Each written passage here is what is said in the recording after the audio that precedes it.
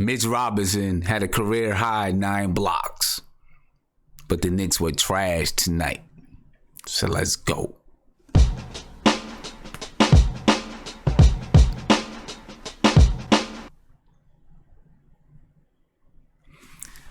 Well, Knicks family and friends, this was by far the worst game of the season. But I want to begin by talking about something positive.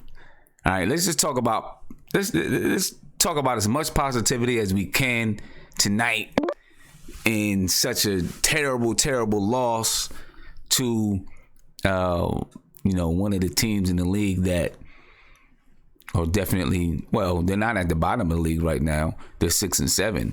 But the offense was at the bottom of the league, and we made them look like world beaters. But let's talk about Mitchell Robinson, because at the very least, we can take from this game that Mitchell Robinson had a career high in blocks, which is a good thing. Because, that means that we have things to build on. And while this game makes us feel really bad going into Monday morning, at least we know we have some things to build on. But there's a lot to talk about with this game, right?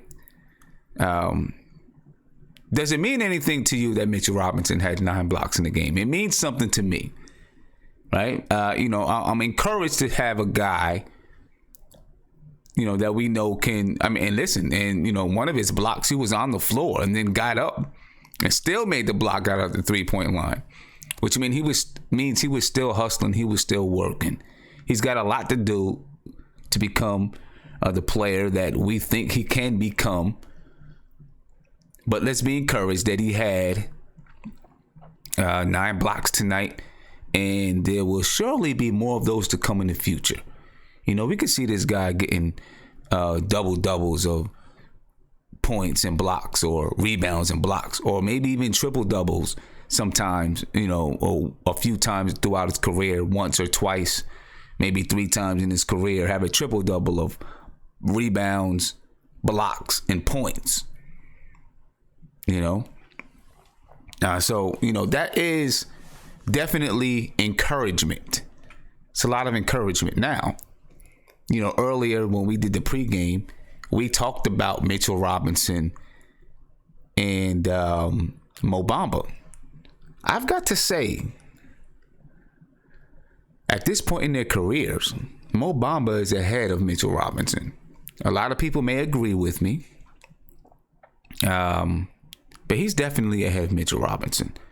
If you look at Mo Bamba, at least on the offensive side of the floor, he's ahead of Mitchell Robinson. He can shoot the ball from the 3. He's got some handle.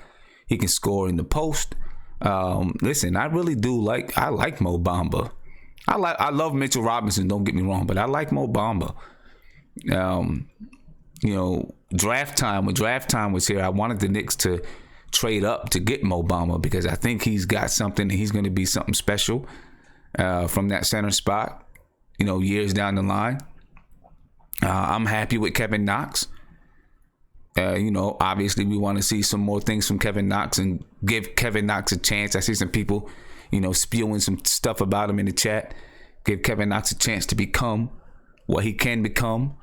But tonight, there were some young centers playing, and Mitchell Robinson, while Mo Bamba had a nice line, 15 points, 17 points, 8 rebounds, whatever he had, Mitchell Robinson had a career high in blocks. And, probably moved his blocks up from 1.2 per game to about 2 per game. And I expect to see it more and more and more and more and more. So big shout out to Mitch Robinson. Big shout out to Mitch Robinson for getting those 9 blocks. And, I'm looking forward to Mitch Robinson doing it more and more and more in the future. But this was a bad game.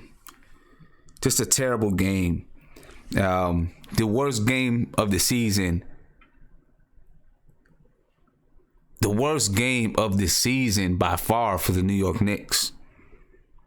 You know what I'm saying? By far for the New York Knicks. And I don't know, man. I just just befuddled, because I expect for the Knicks to lose like this to a team like the Raptors. We played better against the Raptors. Clearly, we played better against the Raptors. Right? At least we competed for half of the game. We didn't compete. We didn't compete at all. You know what I mean? Compete at all. And I blame Fizdale as much as I blame the players. I'm sorry.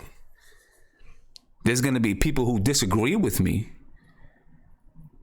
But I blame Fizdale just as much as I blame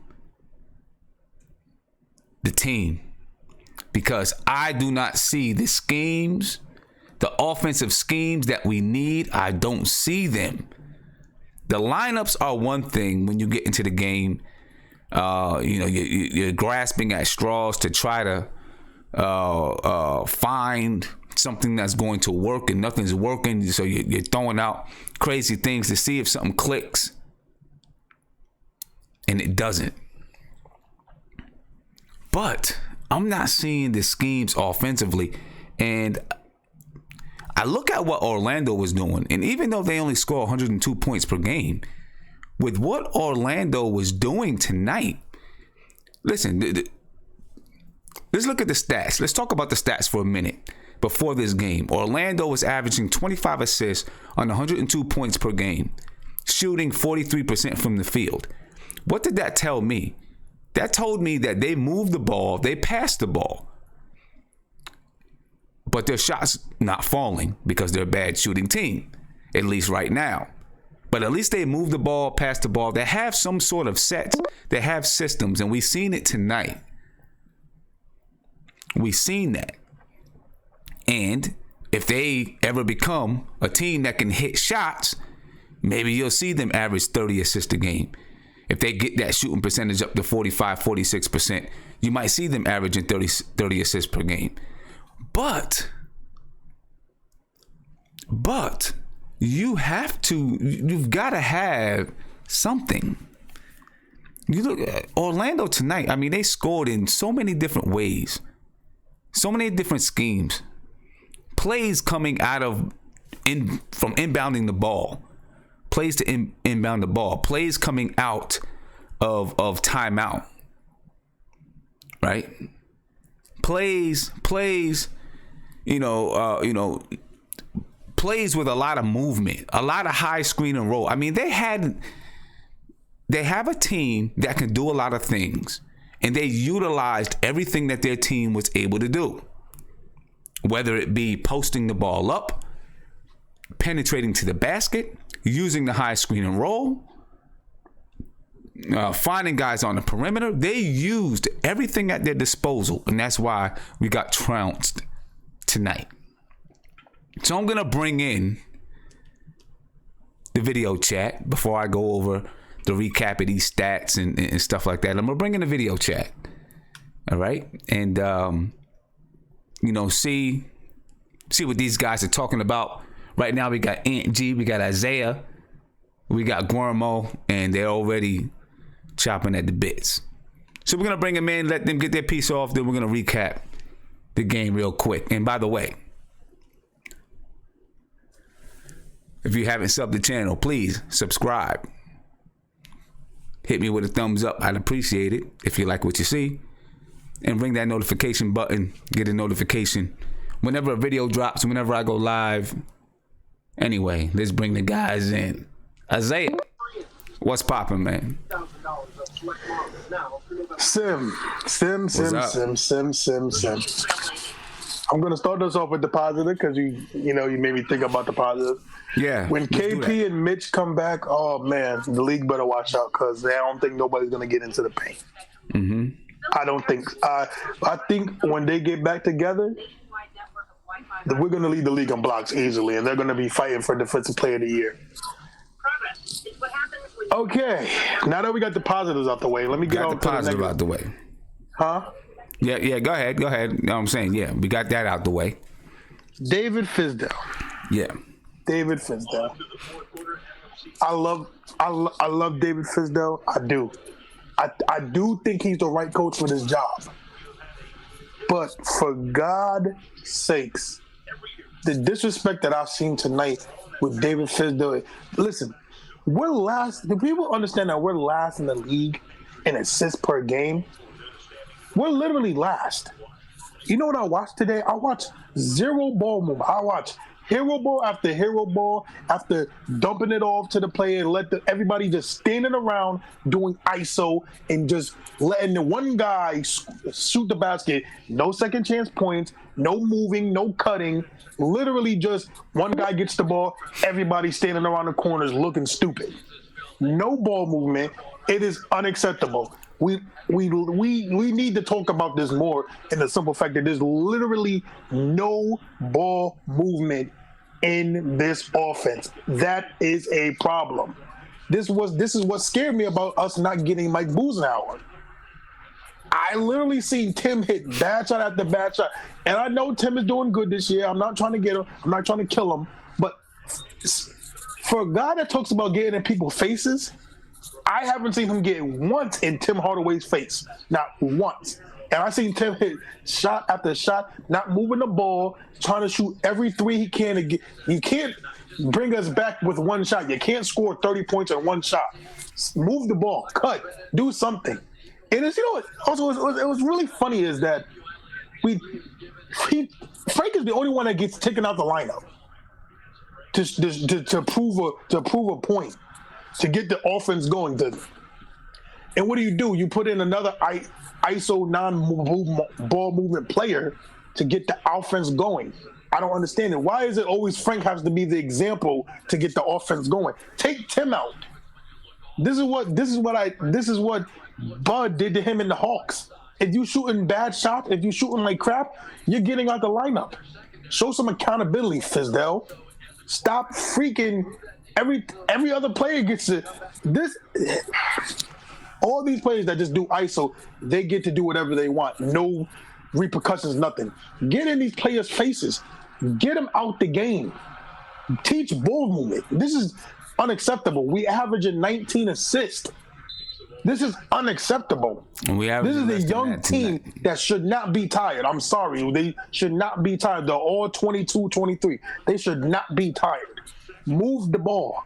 Fizdale has to do something better than this. We can't accept 19 assists a game. We should not be dead last in the league with 19 assists. We should not. I'm sorry. I love Fizdale. He's going to get better, but that is just unacceptable right now. It is just it's bullshit. I'm sorry to cuss on your show, but it's bullshit what he's doing right now with the offense. It looks like shit. It really does. All right, let's see who we got next. Guillermo. Yo, man, I actually kind of disagree with Isaiah because we were just missing. We were sloppy, Sim. Bro, we averaged 19 assists a game. I understand, but we're only average 19 assists because guys were like, besides him just dumbing out to Cantor, I hope he does something. A lot of guys were fumbling the ball, like it was sloppy. And the biggest thing to me is like, bro, you let Terrence Ross look like Jordan in '92, like, bro. What is so hard about pick and roll, pick and pop defense? Like, I don't understand. Like, where's the communication? It's not that hard. Hey, guys, either we switch or we don't.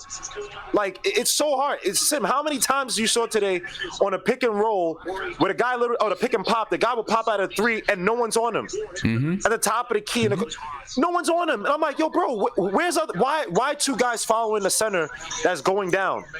Like, I don't understand. Like, how is it so hard? Look, I'm not going to give him Fizdale and say we should fire. I like Fizdale. No, I don't think we should fire. There has to be some accountability. Like, I agree, but the thing that's how Hardaway, I understand what Hardaway's trying to do, man. He was trying to bring us back, and we were just down. We weren't hitting anything, and we got too deep. Like, what's the name? Picked up 2 early fouls. Mitchell, like, dude, where's the accountability? I want to see some guys yanked out. Like, Frank, I understand. But if you're going to do it to Frank, you better do it to everybody else, man. Exactly. I'm tired of seeing Frank come out, because at least Frank on the defensive end, he tries. Some of these other guys on a pick and pop, Sim, is pathetic. It's disgusting. Middle schoolers could play better than that, man. But see, my question, and listen, I support Fizdale. I really do. I support Fizdale. I'm trying to trust in Fizdale. But when we talk about the same things over and over, we see the same things over and over on the floor. We see guys switching. off of the screen and roll, and it's killing us because the big man is getting on the guard down low, and we can't stop him. All we can do is foul. Then we have a big man guarding, a little guy, a guard on the perimeter. We can't stop him. They go to the basket. Mitchell Robinson does a decent job though. Offensively, we're pretty stagnant. It's pretty predictable what we're going to do on the offensive side of the floor. We don't run a fast break well. Guys don't run the lanes. So my question, though, is where does it come down to? Obviously, the players need to play some basketball. And they've got to work hard on the floor. They've got to do the things it takes to win. But in the end, when you see the same things happening over and over and over and over and over again, then it starts to come down to your coaching, right? Because if your players aren't doing it, then you put in different players. You know what I mean?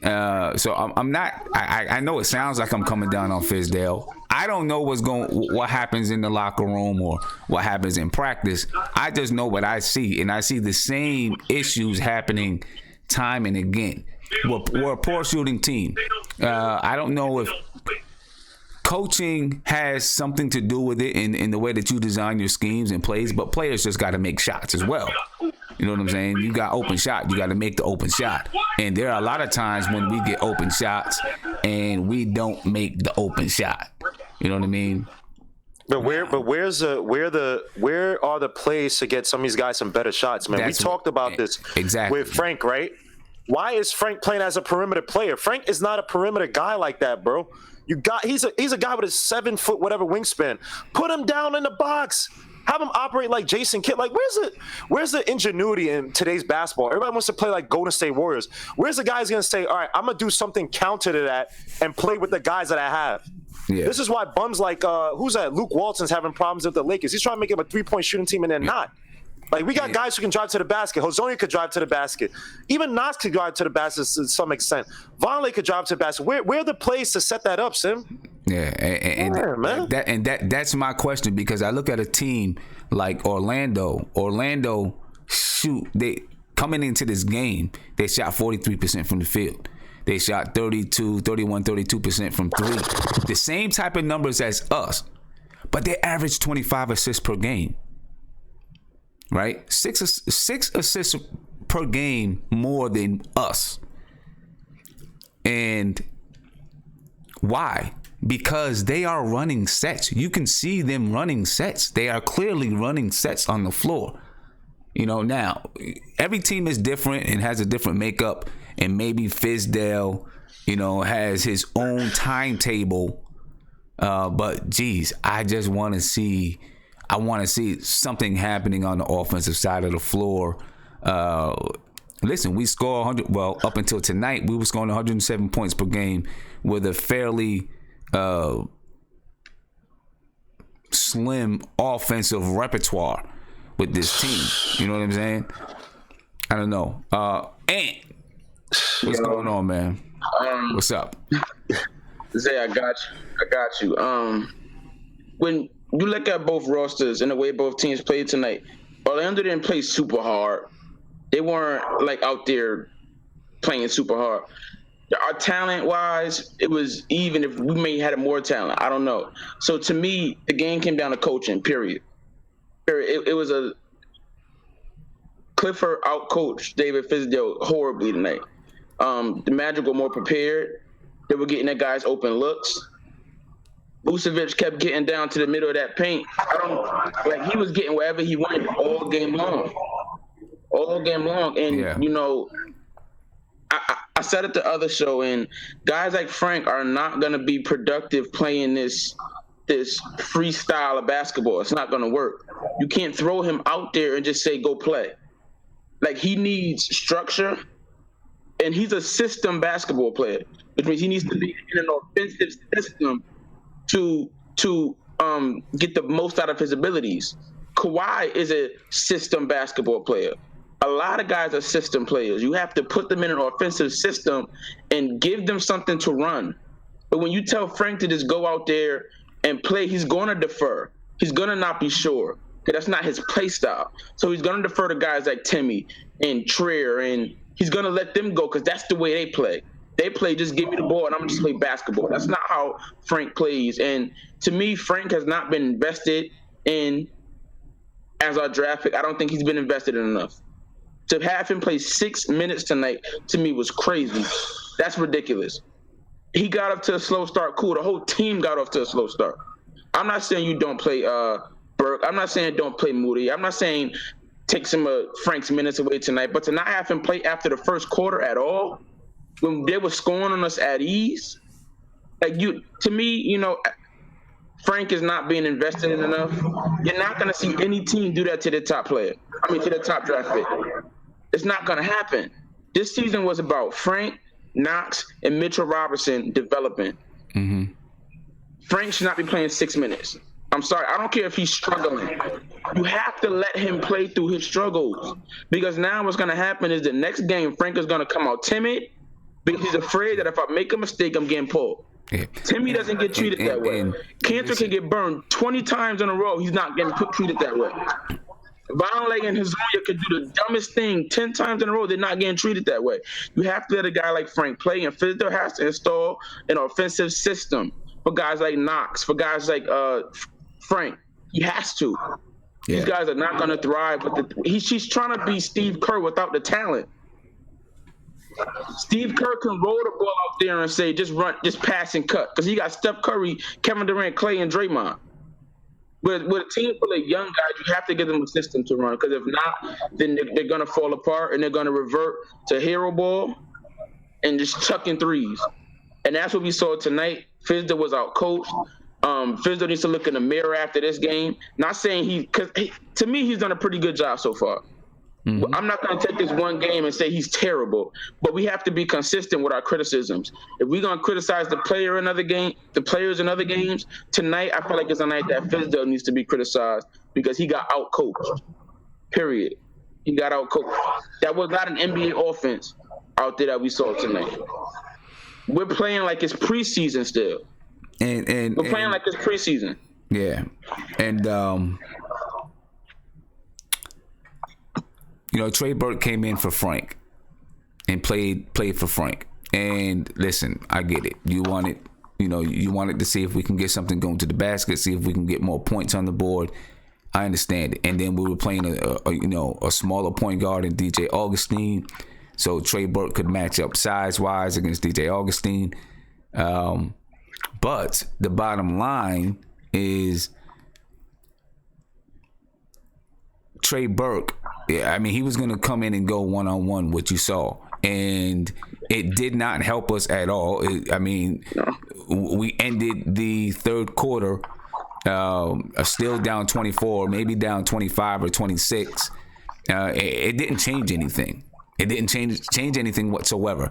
Any lineup that he put in the game changed nothing, which says to me, which showed me it listen, did the players play hard? I don't know. No. It's hard for me to say if they really played hard or not. One thing, it wasn't a complete lack of effort. It was just, I think they were defeated after that first quarter. I feel like they kind of just like after you see a number of shots go in and you can't knock one down, young teams are gonna, sulk a little bit. But that's when they need a system to go to. Yeah. They needed like a play that's gonna get them an easy shot. We didn't have none of that. Right. Because anytime a team gets blown out, the biggest excuse that people say is that the guys didn't play hard. That's not always the case. Sometimes you just get blown out. I really feel though that this could start happening more often because offensively we're not doing anything, and it's going to allow it makes the other team's defense. It's a lot easier for them to play defense when they know just about everything that you're going to do. You know what I mean? There's no versatility on the offense. We're supposed to be playing this type of positionless basketball with a lot of versatility, but we're not. You know what I'm saying? And it's making it easy. It makes it easy on the opposing team for the opposing team's defense. It makes it easy for them to play defense. Because they know what you're going to do. Yeah, this is it's a tough one. It's a tough one, and I'm gonna take a phone call. Then I'm gonna get to some of the box score numbers, and then we'll talk a little bit some more about what's going on. Caller, you're on live with Nothing But Knicks. What's popping? Yo, I'm gonna say this. What's up, man? It's Melra. What's good? They're not gonna completely invest in Frank. What's going on, Melvin? Chilling, man. How you feeling, man? How you What feeling? we talking about? I'm alright, man. I ain't Right as now. I'm a little disappointed, but I ain't that disappointed. I had them losing this game anyway. Yeah. Okay. Yeah. Right now, we just kind of talking about. We're really talking about the offensive system. You know what I'm saying? What Because- offensive system? Exactly. And that, the lack of offensive system is really in the beginning, well, still the beginning of the season, but the first few games, it really didn't impact us as much because things were new. Teams didn't really have time to scout. They didn't see what you were doing. Now teams know what we're doing. And I fear that we can have more games like this because, we don't have too much in place offensively to counteract anything that a team's defense does. Once our first two options are taken away, we don't have anything else. You know what I mean? Yeah. What do you think? But the weird part is, like, I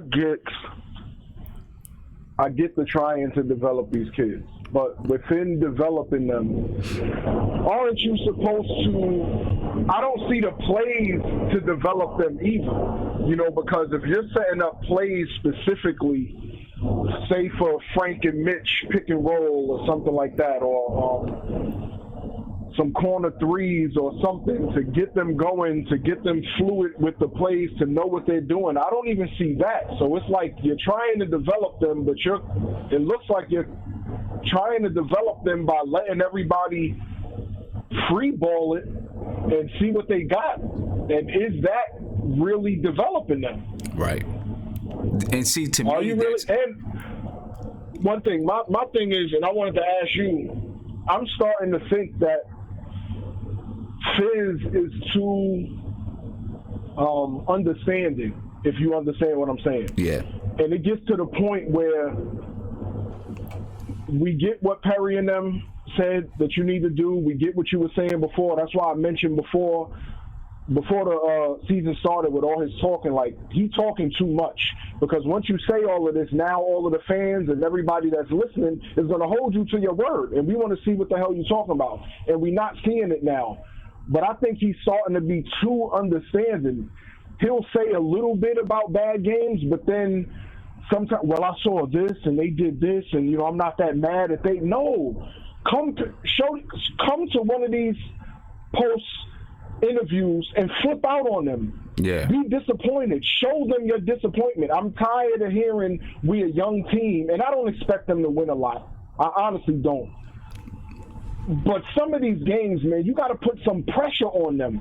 You can't keep saying you understand this and you understand that, and they young and they this, because you say that to young people, they're gonna take it oh, he understands why we fucking up. Like, he understands why we messing up. So he ain't that heated about. Nah, man. Do you think he's becoming too understanding with everything? I was thinking about this the other day, and I think it was you who brought this up a while back. I think it was you. I said that one of your concerns was that Fizdale was going to, because he had his run-ins with Marc Gasol, is that he was going to go the opposite way and go too far the opposite way and be too nice and too understanding with players. You know what I'm saying? Because of what happened with Marc Gasol. I was thinking about that the other day. I'm not sure if that's the case, but I feel like, from what I see, the lack of structure on offense, only holding accountable certain people, certain players, and to me, it's players that aren't going to give pushback. That's how I feel. That he holds accountable players that's not going to give pushback Right. He might be. You know what I'm saying? He might be. He might be a little bit too understanding, a little bit too friendly. It looks like he's too. It looks like it to me. Now, unless behind the scenes, we don't know what they talk about. Perry, Right. we don't really know their plan. We know what they told us, but they can't just come out and tell us that they are looking for a top 5 pick or whatever. They got to keep it, fan friendly and all of that. But how if behind the scenes they really looking at Zion or R.J. Barrett and they want to go that route because of how KP is acting? We need to talk about that too, because that Twitter joint that he put up there, you should have never posted that. No matter what Fizdale said, I know I'm going off record, but I know whatever Fizdale said, you go to him and say, hey, coach, I am going to the track. I am doing this. I am doing that. Right. Stop being a diva and go into the thing and show, I can do this. Like, come on, man. Like, he's starting to piss me off. But back to the understanding, I think Fizdale is really getting there. And within these next 10 games, if y'all think this is bad, and I'm telling y'all this now, we're not winning a lot in these next 10 games. I had them losing this game. I got them losing most of our next 10 games. We'll take a look at this. So if we mad now, wait, take a look in at some of the games, some Knicks fans will see bad teams. Oh, we got this in the – come on, man. Nah, these bad teams, we really don't have a good team, man. We don't? We don't. We thought Fizdale was going to come in and make something out of a bad team, and he's not. We really have a bad team. We just thought his coaching would change something, and then his play, him setting up a system and doing all of that would help us win some games. Right. But Orlando, if you look at the team, look at Orlando's team, look at our team. Orlando really has a better team. Now, I didn't think they was going to kill us the way they did. But most of these teams we're playing, they're better teams than us, even the bad teams. So I want to see how it is these next 10, 20 games, because we are going to have a really bad record. We might be the worst in the league. And then I want to see what happens. Yeah. Because we're not going to win a lot of games, man. And I want to just see when Fizdale is going to come out and stop putting that we're the youngest team and all of it. No, they're basketball players. Mm-hmm. They're basketball players. And if you are the coach that you saying that you are, you should be putting them in position no matter how young they are. Right. And I well see what fears me, what I get scared of, when we lower the expectations of a team, I feel like you play to those expectations. You know what I'm saying? Like, listen, we're not going to expect. So what I mean by that is, I'm saying the same thing that you're saying, right? Of course, we didn't expect them to be a championship team. Maybe not even make the playoffs. But if you always coming out and saying, if it's always, well, we're a young team, we have to do this. We're developing this, we're developing that. Now that gets put in the kids' head, like, and listen, we don't know. They could be saying something different in the locker room to the players, right? But that'll put in any kid's head, well, it's okay because I'm young. I'm going to do that because I'm young, right? And you don't want it to be that. You want it to be, I got to perform down the stretch. I got to shoot better from three. I got to learn how to be more aggressive on the offensive side of the floor. Right? I can't use the excuse that because I'm young. It's like when you get a job and, when you first get there, you're like, oh, I'm new on the job. Well, a year and a half later, if you're still saying I'm new on the job, now you're just making excuses. You know what I'm saying? And I know people are going to say we jump into conclusions because it's so early in the season, but I'm just mad because we're not really seeing. If I saw a system, and they're just missing open shots, but I'm seeing the cuts. I'm seeing like I'm actually seeing the system, but they just missing. Right, that's one thing. Then I can say, you know what, this might get better going forward. Right now, it might look bad, but I can see it getting better. They just need to hit shots. Right now, they're not even in the positions. They're not to make them shots because everybody is playing hero ball. Hazonia, even that kid, he looks lost, bro. Like when they let go of, who's the guy that they let go of in the beginning of the season? The high flyer dude that always just put his head down, running down the court. Troy Williams. Troy Williams, dude, he's like him. He just runs with his head, and it's like, I don't know. I don't get Hazonia sometimes, but Knox, even Zoe, and I like Zoe, but y'all are giving him. We spoke about this how many weeks ago? Maybe 2 or 3 weeks ago. Me and you was talking about how they should get him on more cuts or more curls than giving him the ball at the top of the key and letting him start his dribble and then do something. Get him in cuts. Get him in pick and rolls. Y'all still not doing that. Yeah. So I don't want to jump the gun, but I am a little worried because the coaching style. Fizdale right now is not doing it for me.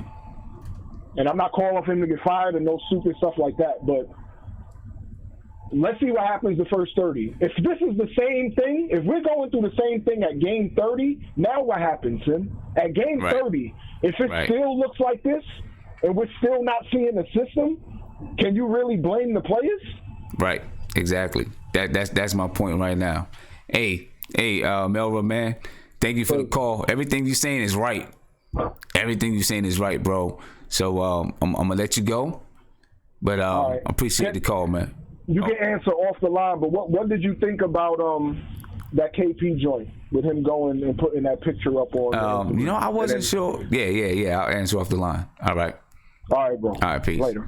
I wasn't sure what to think of the KP thing. I think that KP has a history, obviously, of doing some things, that are a little bit immature. He's a young guy. He's 22 years old or whatever it is. He's got to learn how to be mature. He's got to mature into his game, mature into his role. I didn't know what to think of it. I'm glad. Supposedly they spoke and they talked about it. I just hope that KP's got to mature in that aspect. I think he's got to mature. He shouldn't have done it. He should have just went to coach and said, "Hey, I am working out. What's up? I mean, I am running. I am on the track. I'm able to get it in. Blah blah blah blah blah." You know what I'm saying? KP's got to mature in that aspect, and his handlers, his people around him, got to advise him the right way. You know what I mean? And I guess it probably isn't that big of a deal. You know what I'm saying? A miscommunication. But if I'm KP, I go to coach and say, "Hey, coach, I've been running, and clear it up right there." You know what I'm saying? And then let the coach come out and say, "Oh, my bad. KP has been doing this. He has been doing that." You know what I mean? I feel like when you do some things, like you post something on social media, you know what I mean? And whatever remark he made, that's showing up your coach. You know what I mean? And And I'm gonna ask who's Mark to stop patting himself on the back in the chat too. You know what I'm saying? Like how many times you gonna pat yourself on the back? You know what I mean? Like geez. Anyway, profit mentality. What's popping, bro? What's good? What's good, son? How you? Chilling, man. Chilling. How you feeling, man? Feeling real bad. All my biggest fears is coming true. Like I always wanted Budenholzer since day one. I mean, when I seen the whole Fizz thing come over, I was like, all right, maybe. But based off what I'm seeing, I don't like his process because at the end of the day, if you expecting young players to play a certain way, you got to set the foundation first. That's my opinion. You got to at least set the foundation. So that way, after a while, then you could sit back and say, well, they'll figure it out. All of this ISO ball garbage, I'm not feeling it. I'm not with it. I'm sick of it since Melo. That ISO ball garbage since what's his name? Dude with the ball head that looked like he was playing tic-tac-toe instead of coaching. What's his name? When the Knicks was like second in the East, I forgot his name, but Mike Woodson. Woodson. I don't like ISO ball. I like ball movement. We're not moving the ball enough. I mean, I could sit here all day. But at the end of the day, I'm not really feeling him right now. Maybe he is just an assistant coach. Based off what I see, that's how I feel. So, I mean, it is what it is. People can say what they want to say. I'm sick of him already. But I'm gonna trust the process. Worst case scenario, we get a high pick next year. I'm not a tanker, like a tankster wingster, like you say. That's not my style. So I like to play hard. I like to win. Yeah. So I'm not really feeling them right now. Yeah, I like to win. I just want to see. I want to like Melrose was just saying. I want to see something happening on the floor that says to me, offensively, like, I know that they come out, they're working hard, right? They're playing hard, but I want to see something happening offensively. I don't care if they make or miss the shots. I mean, I'm gonna say if they miss the shots, I'm gonna say they got to get their shot percentage up, right? Exactly. But there's a reason. There's a reason when you look at a team like Orlando and they have the same field goal percentage as us, but they can make it. They can do that, but they same field goal percentage, but they average 25 assists per game. Where us, we had that same field goal percentage as 19 assists per game. Assists is a lot. That's a big difference in the game. It's always going to be hot and cold, Sim. When you're playing ISO ball, it's always going to be hot and cold. Yeah. Because at the end of the day, it's not enough assists going. And then another thing I don't like that Fizz do, when you see your team doing something wrong, you supposed to correct them immediately. Right. That's how you build good habits. I don't care what nobody say. Let them play. No, don't let them play. You stop them. Yo, this is what we went over in practice. Like, what are you going over in practice?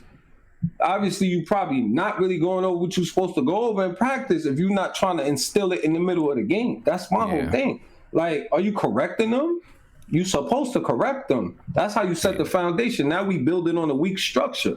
This going to be a bad year, man. If he don't change something, it's going to be a bad year, man.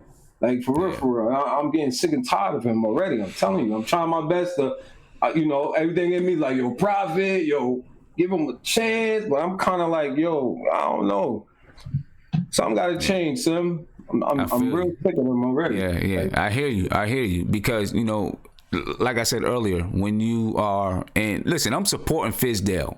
I am. This Fizdale is the guy that I wanted to come coach the team. I'm supporting him, but when I continue to see the same things happening over and over and over again, and it's not changing, the question changes from me: is it the players or is it the coach? When you first start, maybe it's the players, but when it continues to happen, to me it becomes the coach. Without correcting them, that's exactly the point I'm trying to make. You got to correct them, right? And you put in the players that are going to do exactly what you want them to do. You know what I'm saying? I mean, that's just how it goes. Take a look at the box scores for tonight. And it's not going to be pretty, ladies and gentlemen. So you might want to close your eyes, close your ears, whatever it is that you got to do to survive it, because it's bad. It's real bad. Tonight, the Orlando Magic's biggest lead was 34. 34 points to a team that came into this game averaging 102 points per game. They put up 115 on us. We only scored 89, which is going to drop us down. When it's early in the season, a big, a game with, a big change like that in scoring or whatever it is, can change your averages significantly. We're going to drop down to one of the worst scoring teams in the league with this score. Whether it's an outlier or not, we'll find out. The Knicks, we won the rebounding battle 56-50. didn't do much for us though, because we only shot 35% from the field, 17.9% from three, 73.3% from the free throw line. The Orlando Magic shot 44.9% from the field, 40.5% from three. They shot 42 threes tonight. They had 31 assists, 10 steals, 9 blocks, 9 turnovers. The Knicks, 13 assists tonight. So that 19 point whatever assists we were averaging is now going to go down to about 17. Right? 2 steals, 15 blocks thanks to Mitchell Robinson, and then 19 turnovers. We were just a horrible team tonight. It just doesn't get any worse than this. You taking a look at the Orlando Magic. Wes Iwundu scored 7 points. Darrell Martin 7 points. Vucevic 21 points, 14 rebounds, 1 assist, 2 turnovers. DJ Augustine 9 points, 2 rebounds, 2 assists. And if you guys didn't hear me on the pregame, DJ Augustine I liken him to Trey Burke. I think that's how Trey Burke's career is going to turn out, kind of like DJ Augustine, bumping around the league, getting a position here, coming off the bench here, starting here, coming off the bench here, starting here. I think that's going to be Trey Burke. Fournier, 12 points, 2 rebounds, 4 assists. Terrence Ross looked like a superstar, 22 points. Jonathan Simmons had 9 points, 7 assists. Mo Bamba, 15 points, 8 rebounds, 2 blocks. Jerian Grant, former New York Knicks, 9 points, 8 assists. Everybody else, didn't do much. Keem Birch came in and had 4 points and 4 rebounds. For the New York Knicks, this is looking bad, ladies and gentlemen. It's looking bad. Damian Dotson, 5 points. Noah Vonleh, 4 points, 9 rebounds. Mitchell Robinson, 4 points, 4 rebounds. Tim Hardaway Jr., 7 points, 6 rebounds. Frank Ntilikina, 5 minutes, no points, 1 rebound, 2 turnovers. One of those turnovers was a charge. Enes Kanter, 16 points, 15 rebounds, 1 assist. Mario Hezonja, 12 points, 5 rebounds. Emmanuel Mudiay, 3 points, 3 rebounds, 0 assists. Kevin Knox, 17 points, 4 for 11 shooting for 36%, 2 for 6 from 3, 3 rebounds, 2 turnovers. We're going to need more rebounds from him in the future. Alonzo Trier, 9 points, 5 rebounds, 4 assists. Trey Burke, 10 points, 5 assists. Played 19 minutes tonight. Ron Baker came in late in the game, had 2 points, 3 rebounds, 1 assist. But overall, for the New York Knicks, it was terrible. Terrible game. This is, it's very hard. When you're a Knicks fan, you take this stuff seriously. You know what I mean? You take it seriously.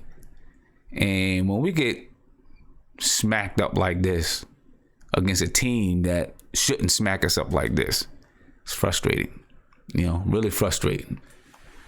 Shout out to Monty Knicks. He said, y'all wanted Fizz, give him a break.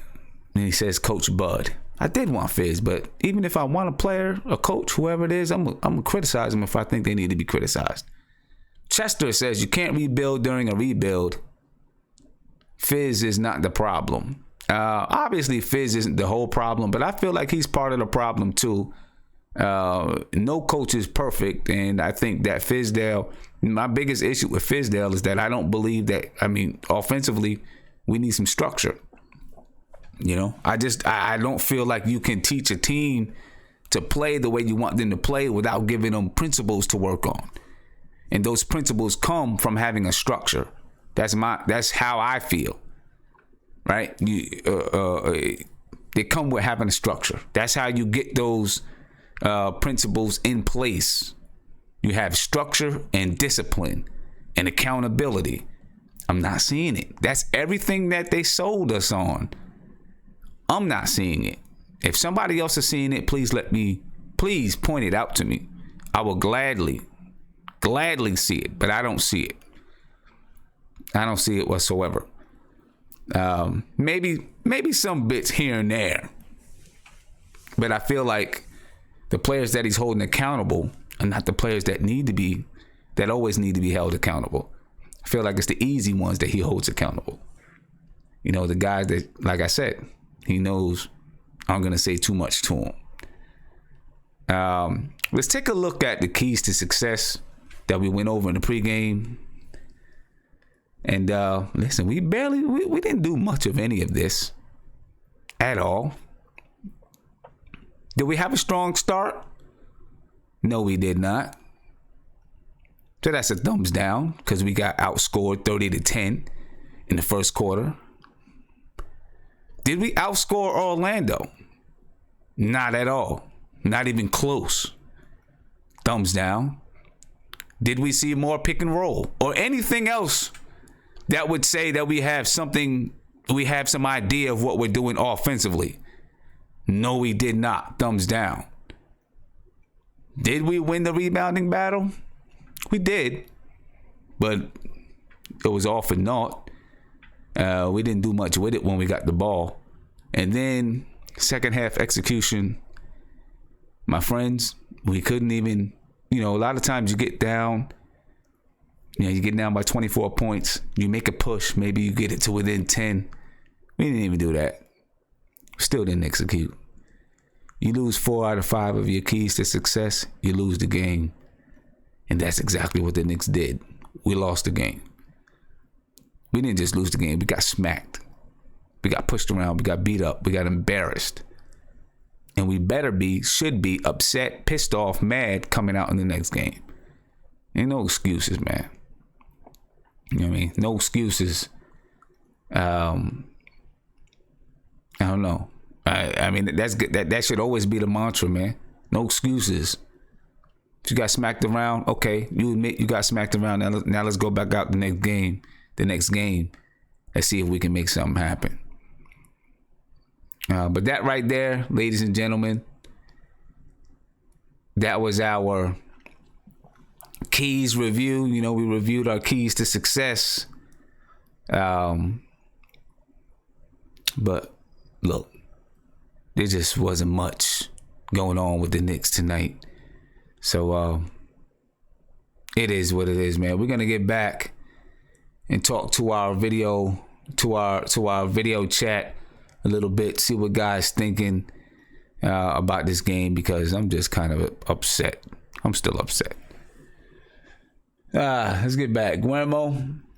Yo, it's good, man. Yo, I feel like Fizdale, I said it before to the guys when I think I was muted. I feel like Fizdale's like an abusive mother, man. He don't really get mad at the kids who are messing up, but he gets mad at the one kid who's quiet and takes it all, which is Frank Ntilikina. Because if I'm going to take guys out the game, I'm taking out every player who does not know how to defend I'm not going to curse, a bleeping pick and pop.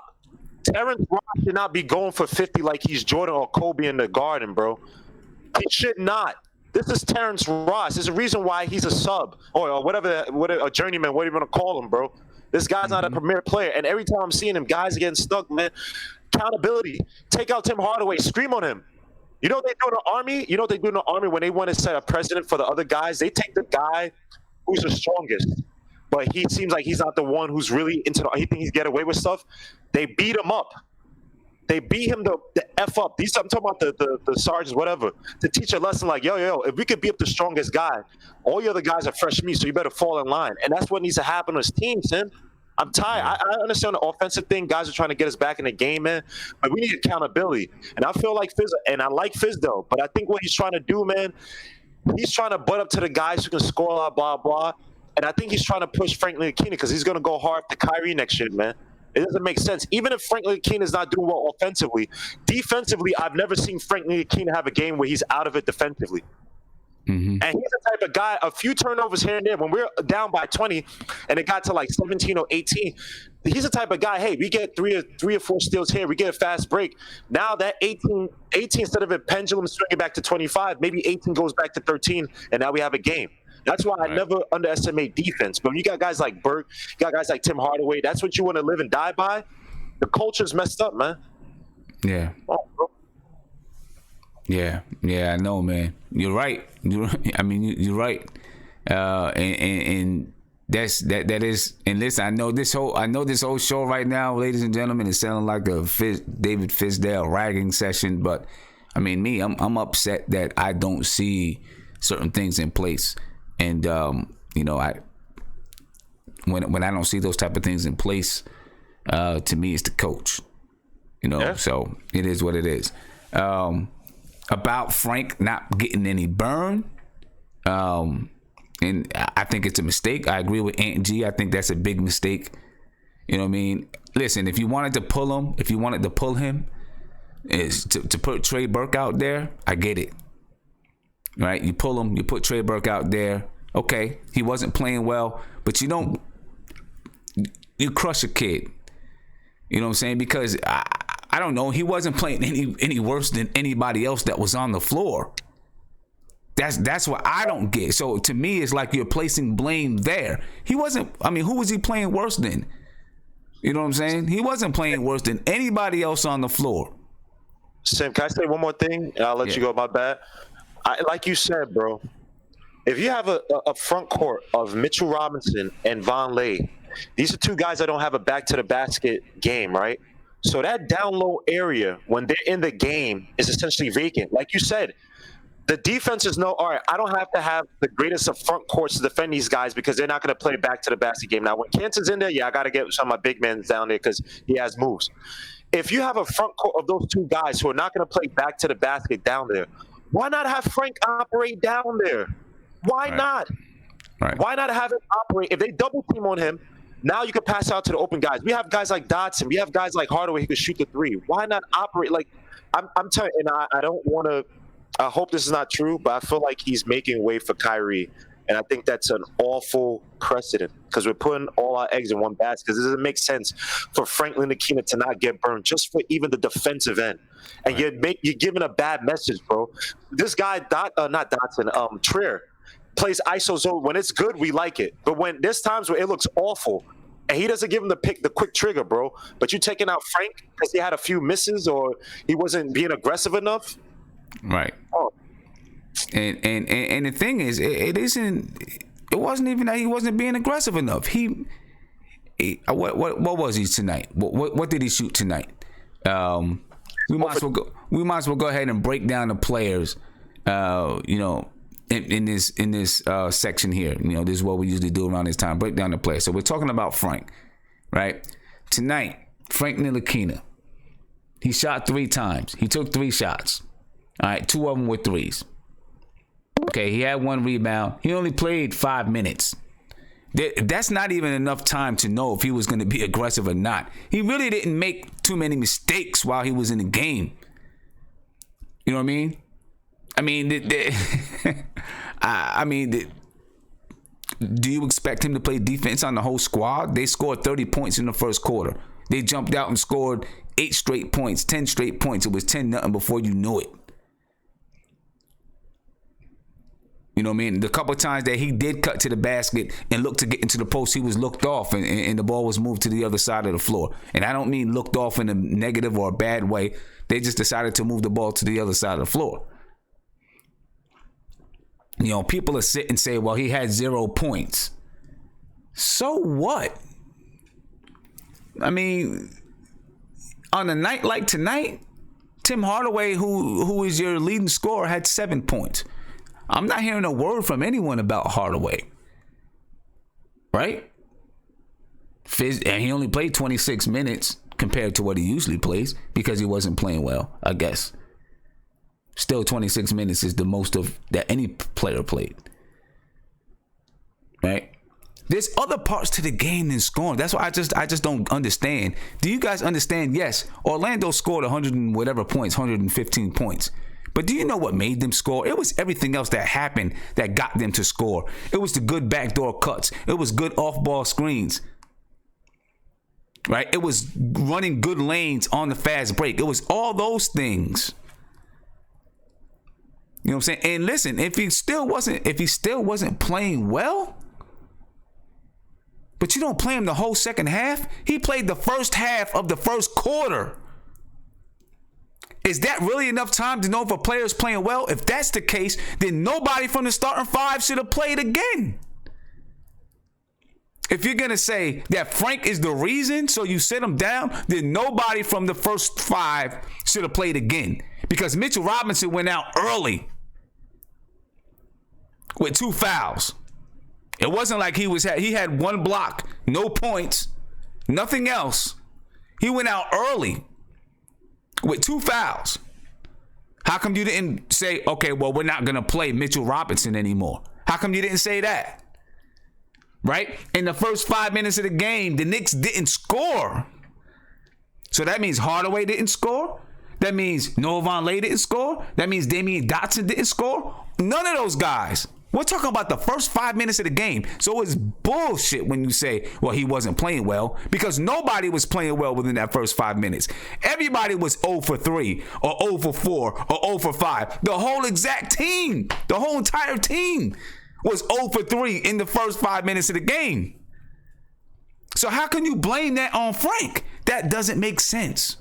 It makes 0 sense. And anyone who's saying it obviously are just bandwagoning everybody else, because it makes 0 sense. He played the first 5 minutes of the game. The Knicks didn't score in that time period. Nobody on the squad scored. So someone says to me, Sim, he didn't score. But Hardaway didn't score. Mitchell Robinson didn't score. Noah Vonleh didn't score.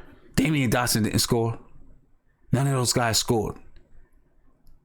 We didn't score. I don't even know what time it was when we finally scored. And it was Cantor who scored. Cantor had like 6 of the first 8 points that we had, or whatever it was. You know what I'm saying? That just doesn't make sense to me. It just doesn't make sense to me. So when you say, well, he didn't score, he wasn't playing well, nobody was playing well within that first 5 minutes. Not one player was playing well within that first 5 minutes, and you don't put Frank back in the game? What makes you choose Frank not to put back in the game? What? Why? What? You want to know what it was? You want to pick on somebody. You want to send a message to the team. So you pick on a player that's not going to say nothing to you. That's why. You pick on a player that's going to be quiet. You pick on a player that's going to accept it. That's why it was Frank, in my opinion, because it doesn't make sense. So, don't come to me and say that he didn't score. That's the reason why. Now, if you said to me, come up with anything else besides that. Anything else, because that just doesn't make sense, because nobody on the team scored in that 5 minutes. Nobody. So, let me get to a phone call, man. Call you on live with Nothing But Knicks. Hey, it's Rob the Knicks. What's going on, Hey, what's up, man? What's popping, man? I'm chilling. Shit, what we talking about? We just, we still, we're talking about the same thing, man. We're talking about, okay, well, we were talking about Frank and why he didn't play, come down. He only played 5 minutes. And to me, it was bull. It was bull that he didn't play 5 minutes.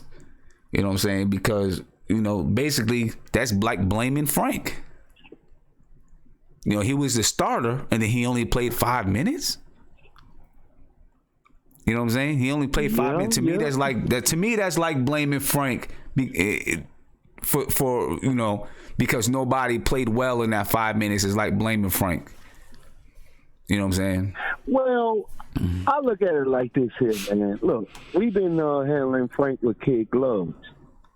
We need Frank to do certain things. Right. And if Frank is not doing it, I agree. Now, us handling him like that, okay, yeah, we know Frank gonna play tomorrow. Frank gonna play the rest of the week. But Frank got to get mentally tough to know that, look, we expect certain things from you in this second year.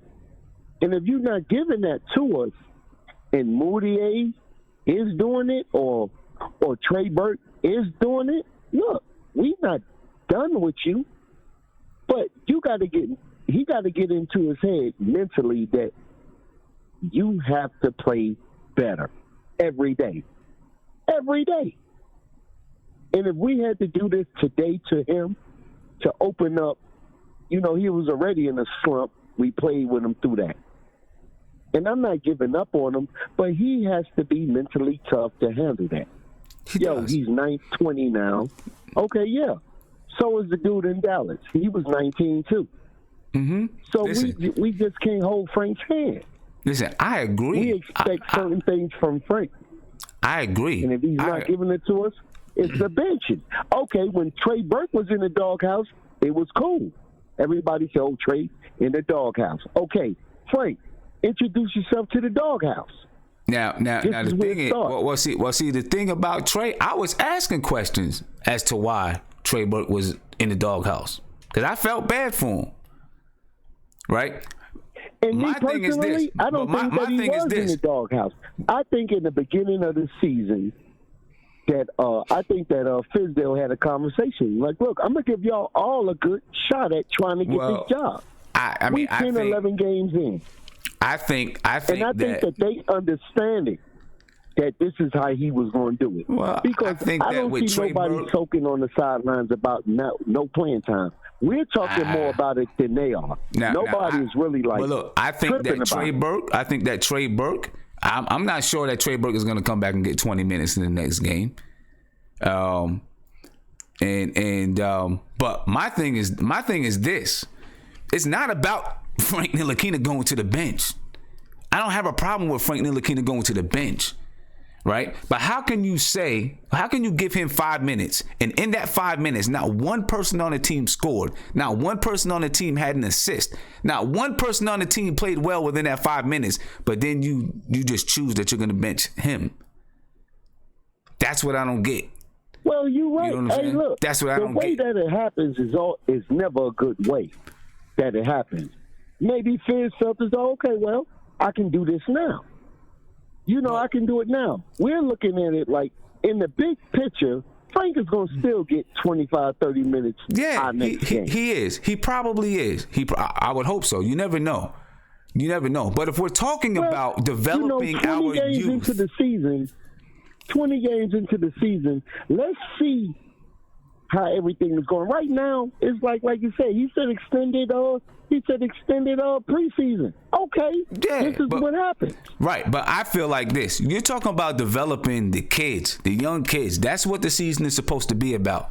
You give him the chance to come back and rebound. And if he doesn't, then you say, you know what? It's not your night, kid.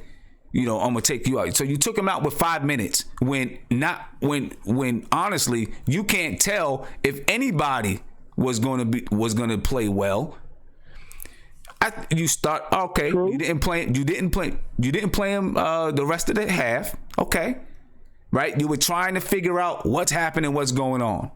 Okay, the fact that he took out just Frank and not the entire starting five, when the entire starting five was responsible for not scoring the first 6, 7 minutes of the game, the entire starting five was responsible for that, right?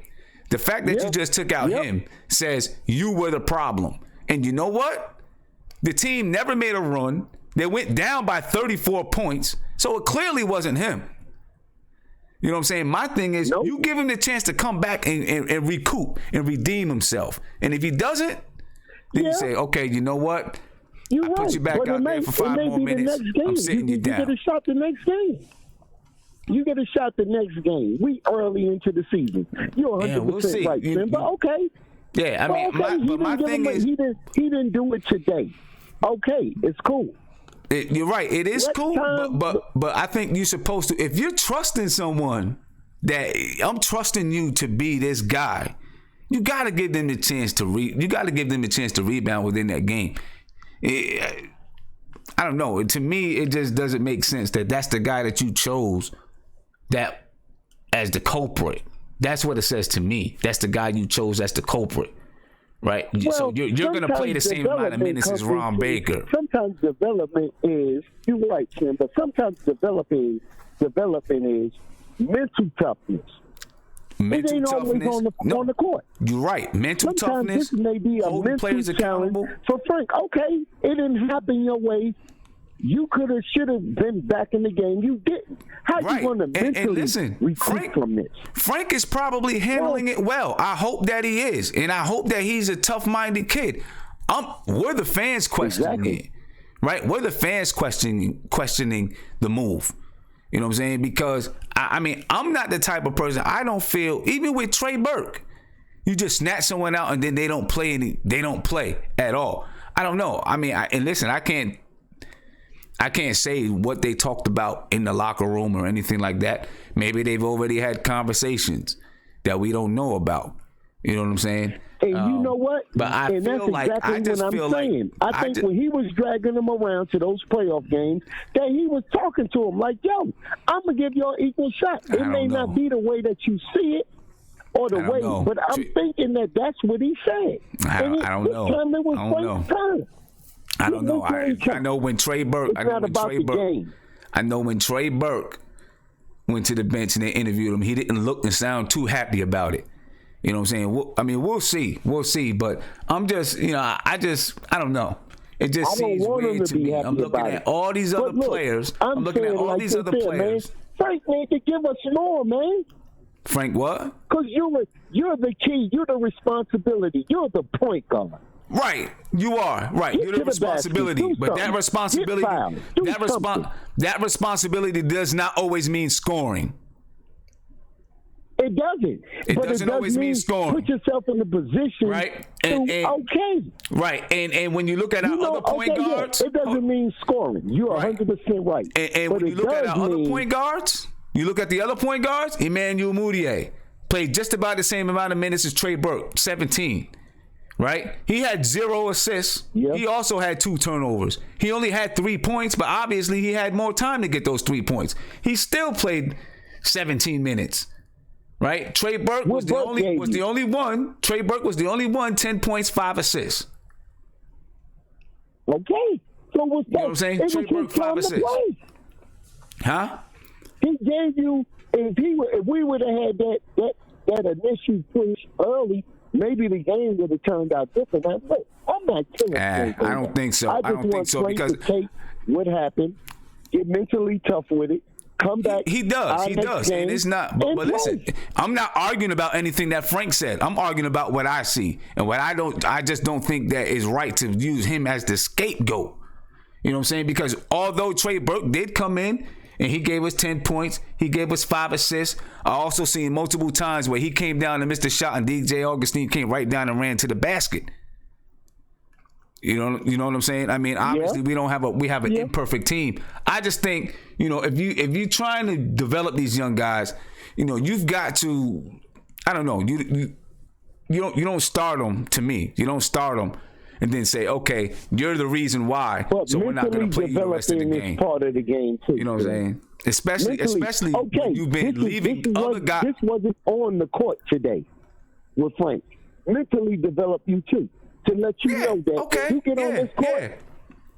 But what about But what about game for him to say? But what about sitting him down at halftime? What about sitting him down at halftime and saying, Frank, if you don't come out in this second half and show me something, I'm sitting you down. Because he didn't give him the chance to get back in the game and show him something. He pulled him out of the game. I think that if he would have told Frank that at halftime, I think that would have been more detrimental to Frank then. Because Frank would have came with the exception that, if I don't play now, he's looking over his shoulder. He's already looking over his shoulder. He was taken out the game because he obviously didn't perform. When he comes back out, and if he's starting or not starting, when he gets back in the game, he's already looking over his shoulder. Why? Because he only played 5 minutes tonight. So he's not going to come out and play with any kind of confidence. He's going to come out and play scared that as soon as I make a mistake, I'm coming out of the game and I may not get back in. So leave him on the bench. You know what I'm saying? So leave him on the bench. And it's part of this 5 minutes. If he already had that mindset, Sims, leave him on the bench. No. Hold on. A coach. I don't care what kind of player you are. Saying. That's how Frank would have handled it. No, listen. I don't care. That's how Frank would have handled it. I don't care what kind of player you are, right? Every player in the league, if your coach takes you out the game at the slightest mistake, is going to look up over their shoulder. Some players just don't get taken out because, if you're LeBron James, as the coach, you're not going to take them out because you don't care what mistakes they make because they're going to get it back. But if a coach, Okay, let me hit you with this. Let me hit you with this. Wait a minute. If a coach was taking LeBron James out, go ahead. If a coach was taking LeBron James out, right? If a coach was taking LeBron James out at every mistake, even LeBron would be looking over his back because the coach pulls those strings. You know what I'm saying? Now you got a young kid that's 20 years old, right? When he gets into the next game, he's already going to be looking over his back. Not one player can play their game when they're looking over their back. Let's put it like this. Whoever it is, if you're going to go with someone for the year, if you're going to go with Frank and develop him, say, hey, you're my guy. You're my guy right now, at least for this year. If it's going to be Moutier, say, you're my guy, at least for this year. If it's going to be Trey Burke, say, you're my guy, at least for this year. So those guys can get comfortable in their roles because it's very hard to play when you don't know when you think you're going to be jerked around. Listen, Trey Burke, I still believe that Trey Burke probably could average 15 points a game, but he's not comfortable knowing that he's going to be in that spot. So he can't just come out and play. Frank Ntilikina either, or Moutier. Them guys don't know, and maybe he just doesn't feel like he has the guy that has taken control of that position. In the beginning of the season, when we was talking during the summer, we did not know who was going to be our starting point. We didn't. We did not know. You didn't know. I didn't know. It came out to be okay. Frank got the job. Frank got the job. Okay, but we don't have a definite point guard right now. So to say that Frank got the job, I think we dug it. I didn't say.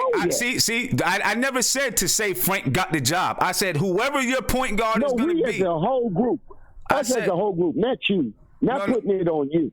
Us as a whole group. But I'm just saying. In the chat, we didn't know. We assumed who was going to get the job. Right, we didn't know. We don't know yet. I'm just saying, choose okay, you got Tim Hardaway out there, right? Tim Hardaway knows his spot is there.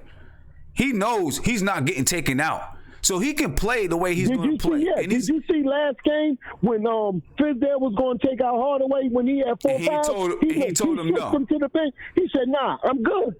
And he told him no. Left him in the game. And he left him in the game. When he got that foot, because he got that cachet to do that. Frank don't have that yet. Well, no, nobody has that. But look, I'm not asking for Frank.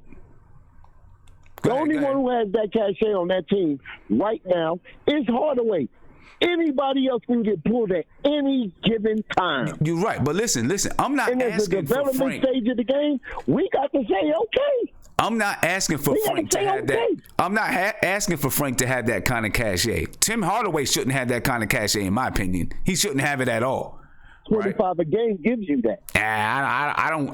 His 25 games is on 41 or 42% shooting. To me, that you don't get that kind of cachet. 45. Look, Sis, you always get that kind of cachet for me. 40%, 41. Russell Westbrook won the MVP on 41% from the field and a triple double. So 42, 43, okay. Right, but what does OKC do? What does OKC do with Russell Westbrook as the leader? Nothing. They might have a good record because he's talented. They do nothing. I'm not talking about him as an individual. I'm just talking about him as far as the league is concerned. Yeah, But when you look at the whole league, LeBron, Anthony Davis, them shooting 48. Durant shooting 48. If you look at the lead on the whole, everybody is about at 45 to 41. You go you go look at it. You go break it down and look at it. Guys, 42% is not good. That is not good. And the reason why Russell Westbrook that it is, I'm looking at the lead to say, okay, you got an MVP on 41. Yeah, but he also averaged a triple double. He also averaged a triple double. He averaged a triple double too. Yeah. Right. He averaged a triple double. Okay. Tim Hardaway's not averaging a triple double. In New York he's not averaging a triple. Listen, Tim Hardaway. 45. Dude, Tim Hardaway should not be getting that kind of cachet. I don't care. Tim Hardaway should not be getting that kind of cachet. He's not that kind of a star. You know what I'm saying? But you know what? The reason because gives you that cachet. Hell no. It's so many players that have averaged 20 points a game and then they go to another team and they don't. You know, if Tim Hardaway goes to a really good team, he's not averaging 25 points a game. You know what I'm saying? But Tim Hardaway is what we have. At a really good team, there's another star. That's the thing. Yeah. Listen, Tim Hardaway is doing it on maybe right now. I mean, we just lost to a bad team. I mean, one of the worst teams in the league. He doesn't get that kind of cachet Yeah, to but me. he didn't play that much either. He still played more minutes than everybody else on the team. He Of played course, 26 he gonna get minutes. That. He's He the played one that we 26 paying the minutes. money to. He's Listen. gonna get that. Listen. My point is this. You know he gonna My get point that. is this. My point is this. Tim Hardaway knows he's not coming out the game, right? So he can play with a certain amount of confidence. You know what I'm saying? When you have he can play with a certain amount of confidence because he doesn't have to look over his back. When you got guys that have to look over their back, they're not going to play with that kind of confidence. You know what I'm saying? My point is, well, look, Fizdale, I know Fizdale's like trying some things out. Tim, mental development. Yeah, That's part of the agree. game too. I agree. You teach mental toughness, but also part of teaching mental toughness is to tell somebody, okay, you play like garbage right now. I need to see you come back. Show me how tough you are. Come back. Well, we don't know if he told him in the locker room that, look, man, we down 25, Frank. I want to look at him. I want to look at Moody. I want to look at Trey Burke. I want to look. Weeks. We don't know what the conversation was. Moody, he could have hit him with that conversation. But it wouldn't have been about Moutier. Moutier's been playing, man. Moutier's been playing. Well, you don't want to look at Trey Burke. Moutier's been out from the beginning. Yeah, Moutier's been playing lately. He been playing lately. He was out like 2 weeks in the beginning of the season. Okay, so then why Moutier didn't get 26 minutes a game if you wanted to look at him? He only got 17 minutes. If he was going to say, Frank, I want to look at somebody, I want to see someone else, it's not going to be Moutier or Trey Burke. Why not Ron Baker then if he's going to say that? If he wants to look at somebody, he knows what Moutier can do. We already know he what knows Ron what Trey Baker Burke can give do. us. And we all know deep down when it's time to when it's time to say trend, everybody know that. Look, the one who's going to get cut is going to probably be Ron Baker. That's not my point. My point wasn't my point wasn't saying to play Ron Baker. My point is, why are you gonna? If you're gonna not play Frank Ntilikina, you're not gonna not play him so that you can get a look at Moutier or get a look at Trey Burke because you know what those guys can do. If you are not going to play him because you want to get a look at somebody, then it should be someone who doesn't play. You know what I'm saying? I mean, I don't know. I feel like he did it to Frank because he knows Frank's not going to say anything. Trey Burke's not going to say anything too. You think that's the reason why he done it to him? I think that's part of the reason. Trey Burke is not going to say anything. As much as Trey Burke is not a confrontational guy when it comes to his coaches. He's going to listen to what his coaches say. Right? And so he did it to Frank. He did it to Trey Burke. You know what? Moutier is the same kind of guy too. He's not going to say much. Tim Hardaway is going to get pissed off and run off at the mouth. So he's not going to do it. Because he's been in the league longer. Man, Tim Hardaway don't get that kind of cachet, man. Tim Hardaway don't get that kind of cachet. He ain't that kind of guy. I'm sorry. People can say what they want. Tim Hardaway is not that kind of guy. Rob the Nick, thank you for the call, B. Appreciate the conversation. Tim Hardaway is not that kind of guy that you give that kind of cachet to. I don't care what nobody says. He is not that dude. He is not that nice. He is okay. That shoots 42% from the field. He is not that nice where he gets that kind of cachet, that kind of credentials in the league. He is not that dude. Tim Hardaway is not that dude. You know what I'm saying? And I'm not getting on Tim Hardaway right now. I'm just saying he's not the kind of guy that you get that kind of cachet to. You know what I'm saying? We have one guy on our team that maybe gets that kind of cachet. That's KP. He's still got a lot to prove in the league. So maybe he gets that kind of cachet because he's supposed to be the guy that takes us to the promised land. Not Tim Hardaway, though. And when you have, and just because he's so-called, supposedly the best on our team, if your team is sorry, I mean, you still got to call a spade a spade. You're like, no, you don't get that cachet. But anyway, that's not the argument. That's not the argument. The argument is you don't play Frank only 5 minutes if you're really trying to bring that kid along. You know what I'm saying? You're going to teach him mental toughness by telling him you suck, so you're going to sit on the bench? No, you try to give him a chance to redeem himself. And if he can't redeem himself, then put him on the bench. Because obviously, nobody else was able to do anything else to get us even close in this game. I see someone asking me my thoughts on cancer. Let me get to Isaiah, then I'm going to give you my thoughts on cancer. Isaiah, what's popping, man? Let me breathe for a second, Sim. Yeah. Sim, can I ask you a few questions? Yep. In the last 20 years, how bad have we been? Man, we've been horrible for 19 of those 20 years, man. Can I ask you a question? What is one of the 17. I said 17 of those 20 years. Sim, what is one of the most continuous things that have been going on with the Knicks that made us pretty bad? Mostly it's been bad. I'll say it for you. Bad front office moves. Offensive-minded players. For the last 17 to 18 years, we have offensive-minded players that literally we paid millions of dollars with long contracts to play one side of the ball and never played another side of the ball. I don't even want to speak about Rob the Knick because Rob the Knick was just everywhere, and I don't even want to get on him. He was just, I don't know what he was. I don't even know what he was talking about. But here's my thing, and this is why I say Knicks fans are the greatest, but we're by far the most. I'm gonna say we're the dumbest because of things like this. We have been bad for 20 years based off of offensive-minded players. Melo, Stephon Marbury, Jamal Crawford, David Lee, Nate Robertson. It goes on. It literally goes on.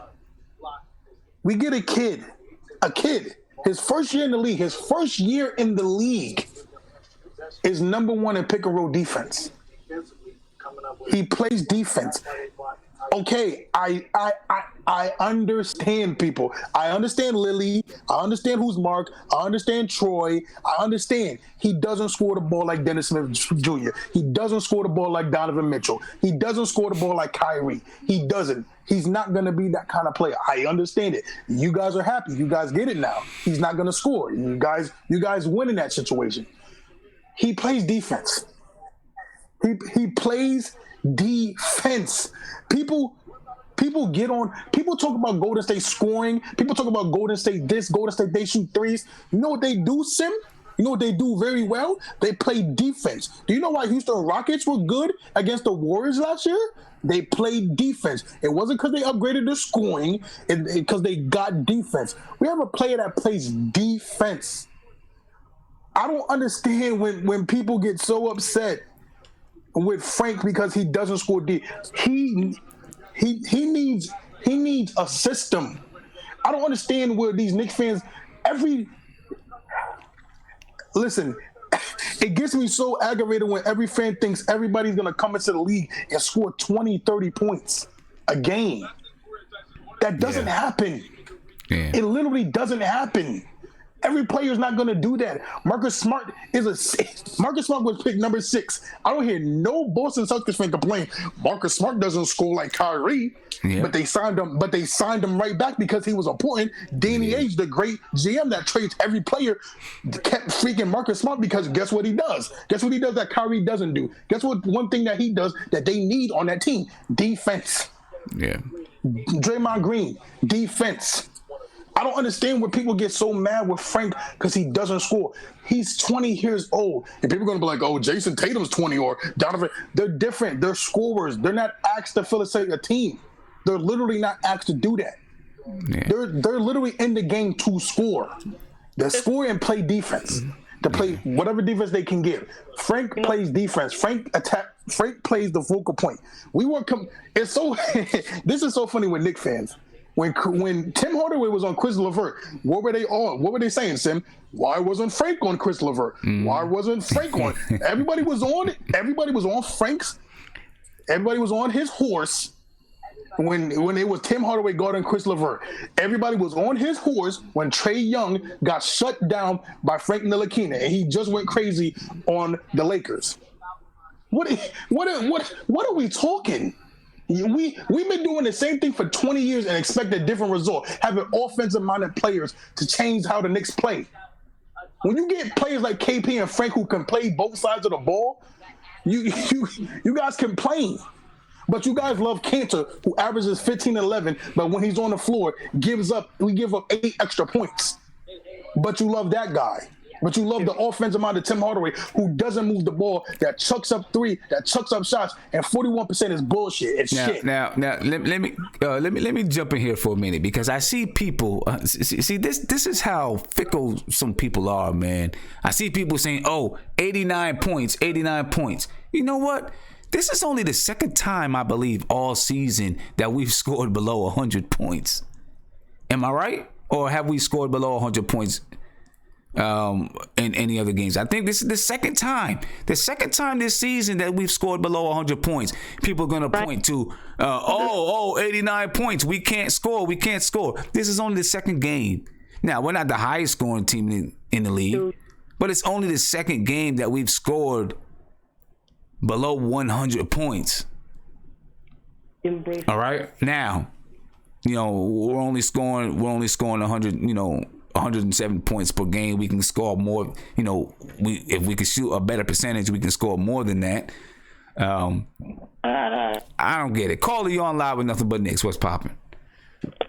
Hey, Sim, how are you? Good. Jamila, what's up, man? What's going on, man? I'm frustrated. You need to relax a little bit. Your blood pressure seems a little high there. Yeah, I better not go to the doctor tomorrow. Yeah, it's frustrating. But watching this game tonight, it's surprising to me that they don't lose games like this more often. Yeah. Compared to the games like Boston and everything else.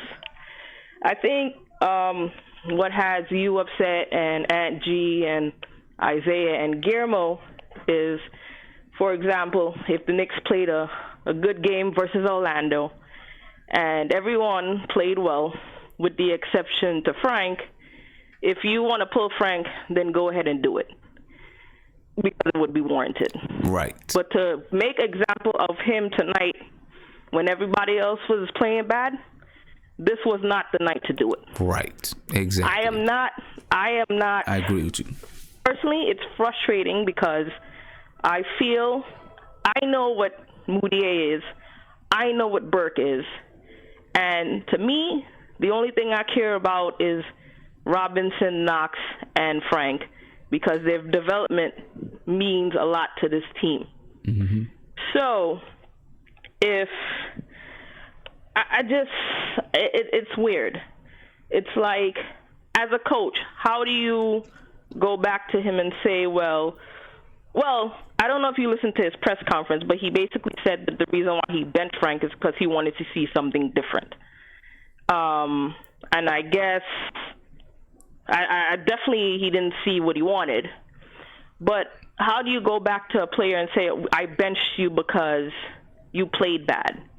Right. Can he say, look, well, everybody else played bad, so why'd you single me out? Right. And we all know how he is mentally speaking. He doesn't want to make a mistake. So to single him out, I don't think it's a good thing at all. Right. I hear all these super people talking in the chat about free agency. When are we going to learn free agency is not the way? I mean, if you're going to choose, there's three ways to build a team. You either going to utilize your draft picks and develop them, or you're going to go strictly free agency, or you're going to do a combination of both. So if the Knicks if they want to take advantage of these draft picks, then they have to develop them. I don't understand. I don't get it. Right. You know what's going to happen? Yeah. Let me tell you exactly what's going to happen. Mm-hmm. They're going to get frustrated with Frank to the point where they will trade him. He will go to somewhere like Utah. He'll ball out and end up winning a championship, and we're still going to be seeking that right. free agent that we're looking for. Right. And I don't understand what it is. I just don't get it. Yeah, and even if he doesn't go and become this star guard, he'll go someplace. He's a winning player. Like you can't. Exactly. You look at this guy and he is a winning player. Yep. And for all these stupid people in your chat talk about him, they don't know basketball. Basketball is not about scoring. As a point guard, it's hard. You have to know every single one of your players what it is they like, what they don't like, where they like the ball, where they don't like the ball, what the coach wants you to do. Exactly. And then you got to set up yourself. I mean, come on, man. Yeah. Yeah. I don't understand. Right. And he'll go, he'll go someplace and he'll fit in. He'll find his niche. They'll play him for what he is and respect what he is. And he'll be a critical part to a very good team. And then we'll turn around and say, why didn't we be patient enough to let him be a critical part to our team? I can guarantee. Or you're gonna be like Orlando, where they've been drafting the top 3 picks for the past 10 years, it seems like. And the one player that they had, which was good, was Oladipo, and he's killing it now. Now they're tanking and to hope that they get someone close to Oladipo's skills. Right. And what I don't get though is like, you need to develop Frank. If you develop him, I understand that he wasn't. I understand that he's a Phil's player and everything like that. But if they develop him to the point where you can utilize him on both ends of the floor, it makes the Knicks look good. It makes Fizdale's coaching staff look good. It makes the organization look good. I don't understand. Yeah. I just don't get it. Yeah, I'm with you, Jamil. Yep, but I mean, what you said, that's exactly what frustrates me, man. It's not about him being on the bench. I mean, that's part of learning and growing as well. Getting benched, it happens. But when you do everybody else was garbage. I'm not a big Trey Burke fan myself, but I was pissed off when they benched Burke, and I didn't understand why. I mean, you know what he is. Yeah, he doesn't play defense, and he's a mid-range player, but he didn't play bad enough to a point where you have to say, like, you're not going to play him. Right. I mean, Moutier messed up his knee the other game, and they still didn't play him.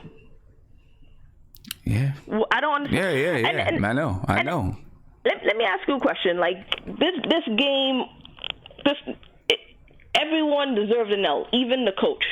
If you know for a fact that Frank is the type of player that, mentally speaking, he's not aggressive in the beginning of the game. So if you know that his game is dependent on his shots falling his first couple of shots falling, why don't you call plays for him? I thought being a coach is your responsibility to make your players look good. Mm-hmm. You know what your players do and you know what they don't do. So if he doesn't do certain things well, why don't you put him in a position to do those things? You can't just say it's the player's fault. It's your fault too. Like, I don't understand it. Yeah. I just don't get it. Yeah. Like, his job is to call plays too.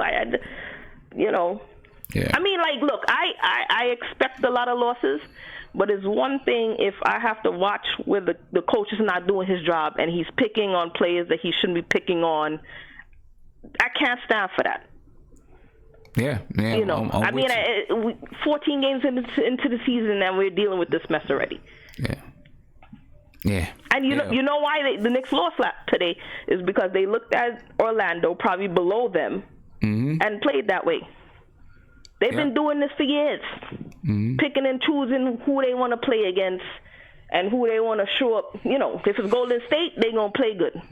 Right. If you play in Toronto, they're going to play good until they run out of gas. Come on. Right. That's something they need to attack. Like, they need to stop doing that. I can't get it, man. But relax. I'm trying to, man. I'm trying to relax, but I get frustrated. You don't fight with these people. I mean, Isaiah was right. When Frank does something well, they'll love him, and when he does something bad, they hate him. Yeah, it is what it is. Man. All right, hey Jamila, thank you for the call. Take it easy, man. All right. All right. Good night. This is like therapy for a lot of us Knicks fans, you know what I'm saying? So, yeah, we're going to scarf and fight and argue with each other, but it's like therapy for a lot of us. Let me see what, let me talk to Viv. What's poppin', Viv? Tim, how are you doing today? I'm good. Well, I was good up until I started, up until the first quarter of that Knicks game, I was good. Once that first quarter Look, I'm going to be, man. Look, I'm going to be honest with you, right? I was out for dinner. I had to do some things, right? And then the moment I was checking Twitter, like, what's going on with the Knicks? And all of a sudden I realized, wait, we're down 48-24. This is not a good sign. And I'm like, man, I can't really watch this game too much longer. So, I'll in here and there, but it just looked ugly. And then, now I'm looking back at everything, right? My main question is: did anyone even play well today? Nobody played well today. No, Mitchell Robinson played Thank okay. you. Mitchell Robinson. Yeah, but played even okay then, today. right? Like take away the 9 blocks. Because, some of those 9 blocks is nice and whatever. But did he actually play like a great game? No, I mean, besides the 9 blocks, he didn't do anything offensively. What he have? He had a few rebounds. Mitchell Robinson had 4 rebounds. He had 4 points. He was 2 for 3, but he went out early with 2 fouls. Still ended up playing 22 minutes, but nobody did anything. Exactly. That's my point. Nobody played well tonight. But you know who the biggest culprit of all this is? Fizz. And I'll tell you why it's Fizz, right? Fizz has gotten away with his first 13 games and has not set up any sort of semblance of an offense. That's what we keep saying, man. And he has set up nothing. And this is pathetic because you have 13 assists, scoring 89 points. Right. You barely get 20 assists. I don't even remember the last game we had 20 assists. Right. Yeah, man. It's tough. It's tough right now, Viv. It's really tough right now. This is I don't know. I don't know what to say, ladies and gentlemen. It's just tough. Listen, we coming down to the end of the show. I really don't have too much more to say tonight because I'm just frustrated. So I don't really have too much more to say. So I see Prince was here. I don't know where Prince went. I went to take care of some business. Let me take another call. Caller, you on live with Nothing But Knicks. What's popping? Yo, how's it going, bro? I'm chilling. Who's this? What'd you say? I'm sorry. I said, who's this? This is JJ from Brooklyn. Oh, JJ, what's popping, man? What's going on? What's going on, bro? I'm chilling, man. I just wanted to say trying real to get quick, my head bro. around this I know game. some of you guys are mad about that we're losing, but I'm loving every second of it. I mean, this is what we need. We can get one of those kids from Duke. You know what that would do for this franchise? That's what this year's about, man. Be happy. Come on, man. Embrace it. Embrace the tank, bro. All right. See, I had to let that one go. I ain't embracing no tank, so I had to let him go because I'm not embracing the tank. JJ, I love you, my man, but I had to let you go because I'm not embracing the tank. Sorry. It's not happening. That's not in my DNA. It's not my style, homie. You know what I'm saying? I'm not doing that. Not embracing no type of tank. Prince, what's popping with you, man? Listen, for the most part, I let people come on and say whatever, man. You know what I'm saying? I let people come on and talk and say and say what they got to say, but I'm not embracing the tank. So I had to let JJ go because I'm not doing that. Sorry, JJ. You know what I'm saying? I appreciate you for the call, though, my man. You know what I mean? Let me get to a couple of super chats. Real Shark Fin said, I asked before, are we tanking because I saw Fizdale continue to make questionable moves, so I ask again. Are we watching a structured professional tanking? I don't know. I don't know. Marty Knicks, thank you for the super chat. You said Sim and Isaiah speak for me. There you go, Marty. And then Siobhan Robinson said, so don't pursue any free agents and just keep this team. Nah, Siobhan, I don't think that's what Jamila was saying. I think it was basically kind of like, let's focus on who we have now and worried about free agents when we get there. You know what I mean? I think it's that. All right. Call you on live with Nothing But Knicks. What's popping? Hey, how you doing, Sam? How you been? Chilling, man. It's Savvy out of Broward. What's going on with down you, here in man? Broward County, Florida. It's and I'm upset. Real upset. As a Knicks fan, I look at this and it's nothing new, but let's just look at some of the things that has been the story tonight, right? All right. First of all, I agree completely about the whole conversation about defense that we had earlier. I think it was Isaiah that said it. Isaiah was like, you know, we need defensively minded players, and people are not embracing that idea, especially not in our chat. You know, like if you've ever played pickup ball, you know, you love the guy that can shoot a three, you love the guy that can drive, okay, but when you're starting to get tired and you're playing, you know, the team that scores gets the ball back, you're looking for that defensive guy to come in and be the hero and get you the ball back. So, you know, that's my experience whenever I'm playing basketball. So people who don't understand the need for defense don't even play ball. You know what I mean? I look at Ntilikina and I see a guy that I don't put it past him one day to average 15, 20 points on top of some great assists and on top of maybe a few steals and blocks, you know? But he's never going to get there if we keep taking him out of the game, you know, every single time that it's time to reprimand him, you know? Someone said earlier that we should instill some mental toughness. I think it's the guy you was arguing with. Rob the Knicks. But he's up in the video chat. Yeah. No. It was the caller. I think it was Rob the Knicks. Yeah. But, he just jumped in the video chat. Yeah, Rob the Knicks is in the video chat now. Oh, okay. So he was saying that we need to put some toughness in him. I'm like, listen, sometimes putting toughness in a kid means that, you know, he looks at the coach and the coach goes, hey, boy, you're in there losing. And I'm not taking you out of the game. You figure it out.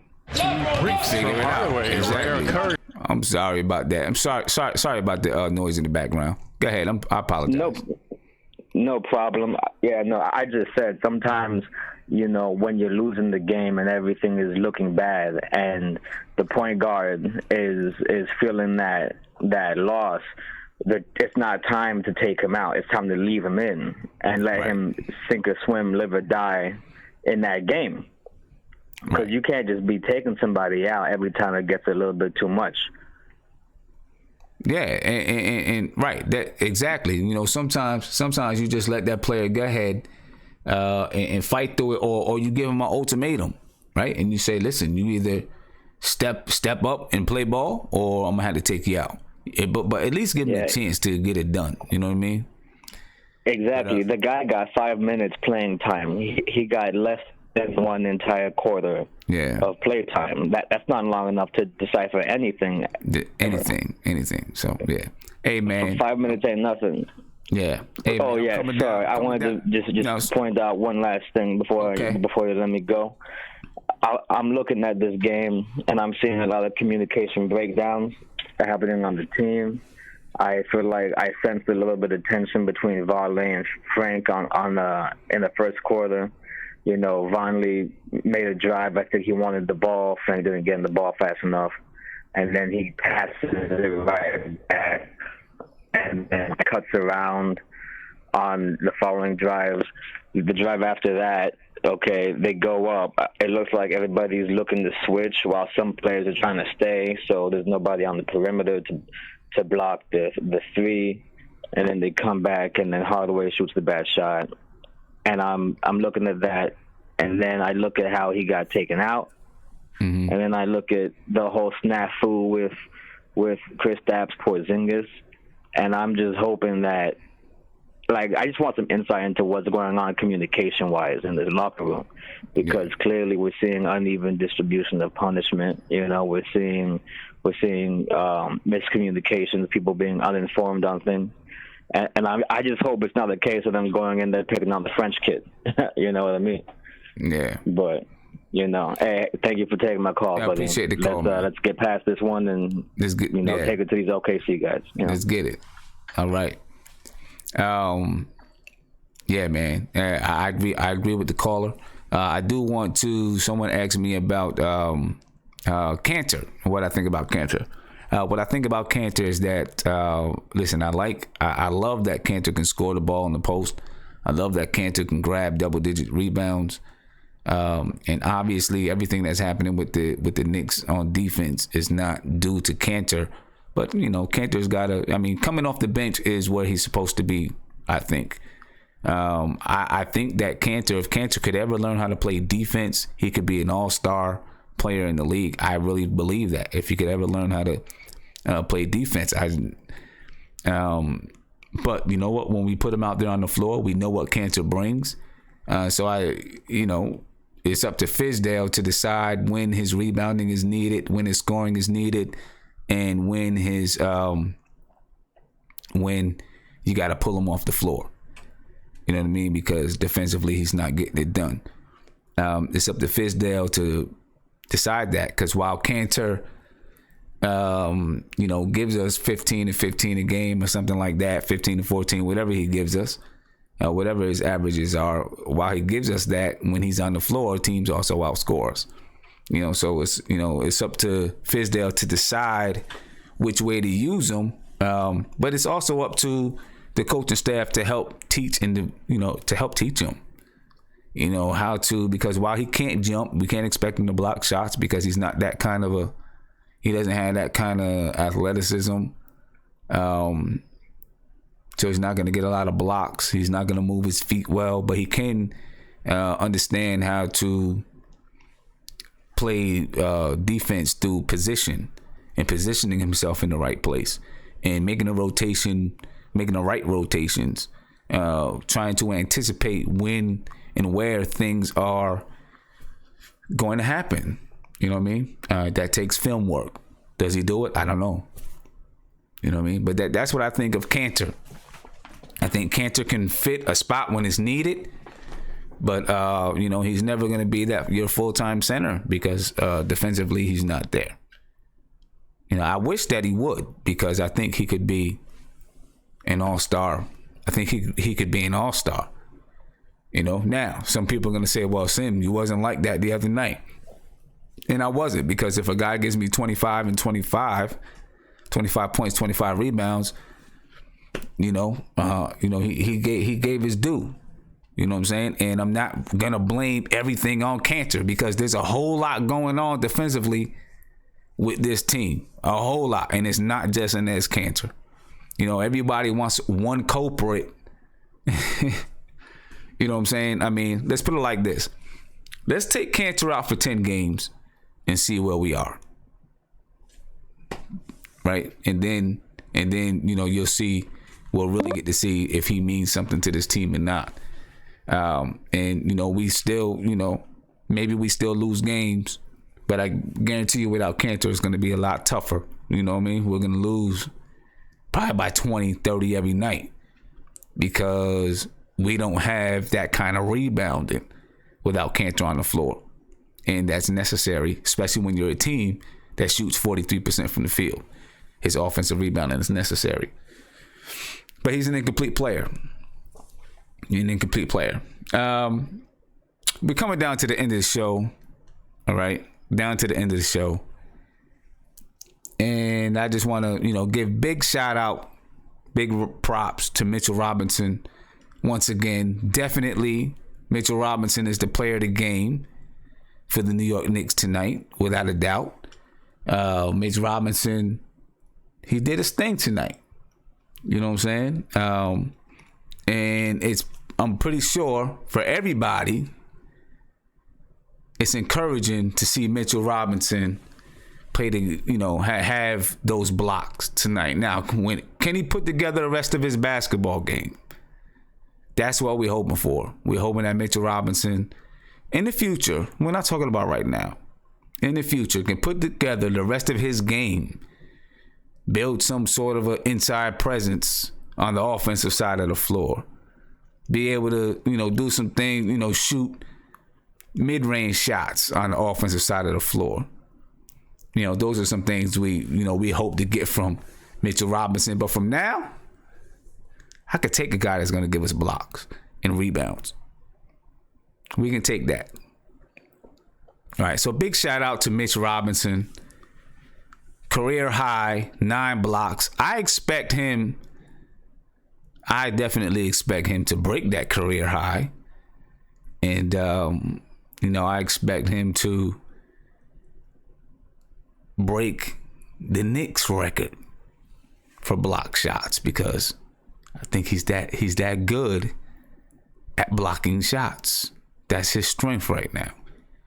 So big shout out to Mitchell Robinson. All right. So for now, ladies and gentlemen,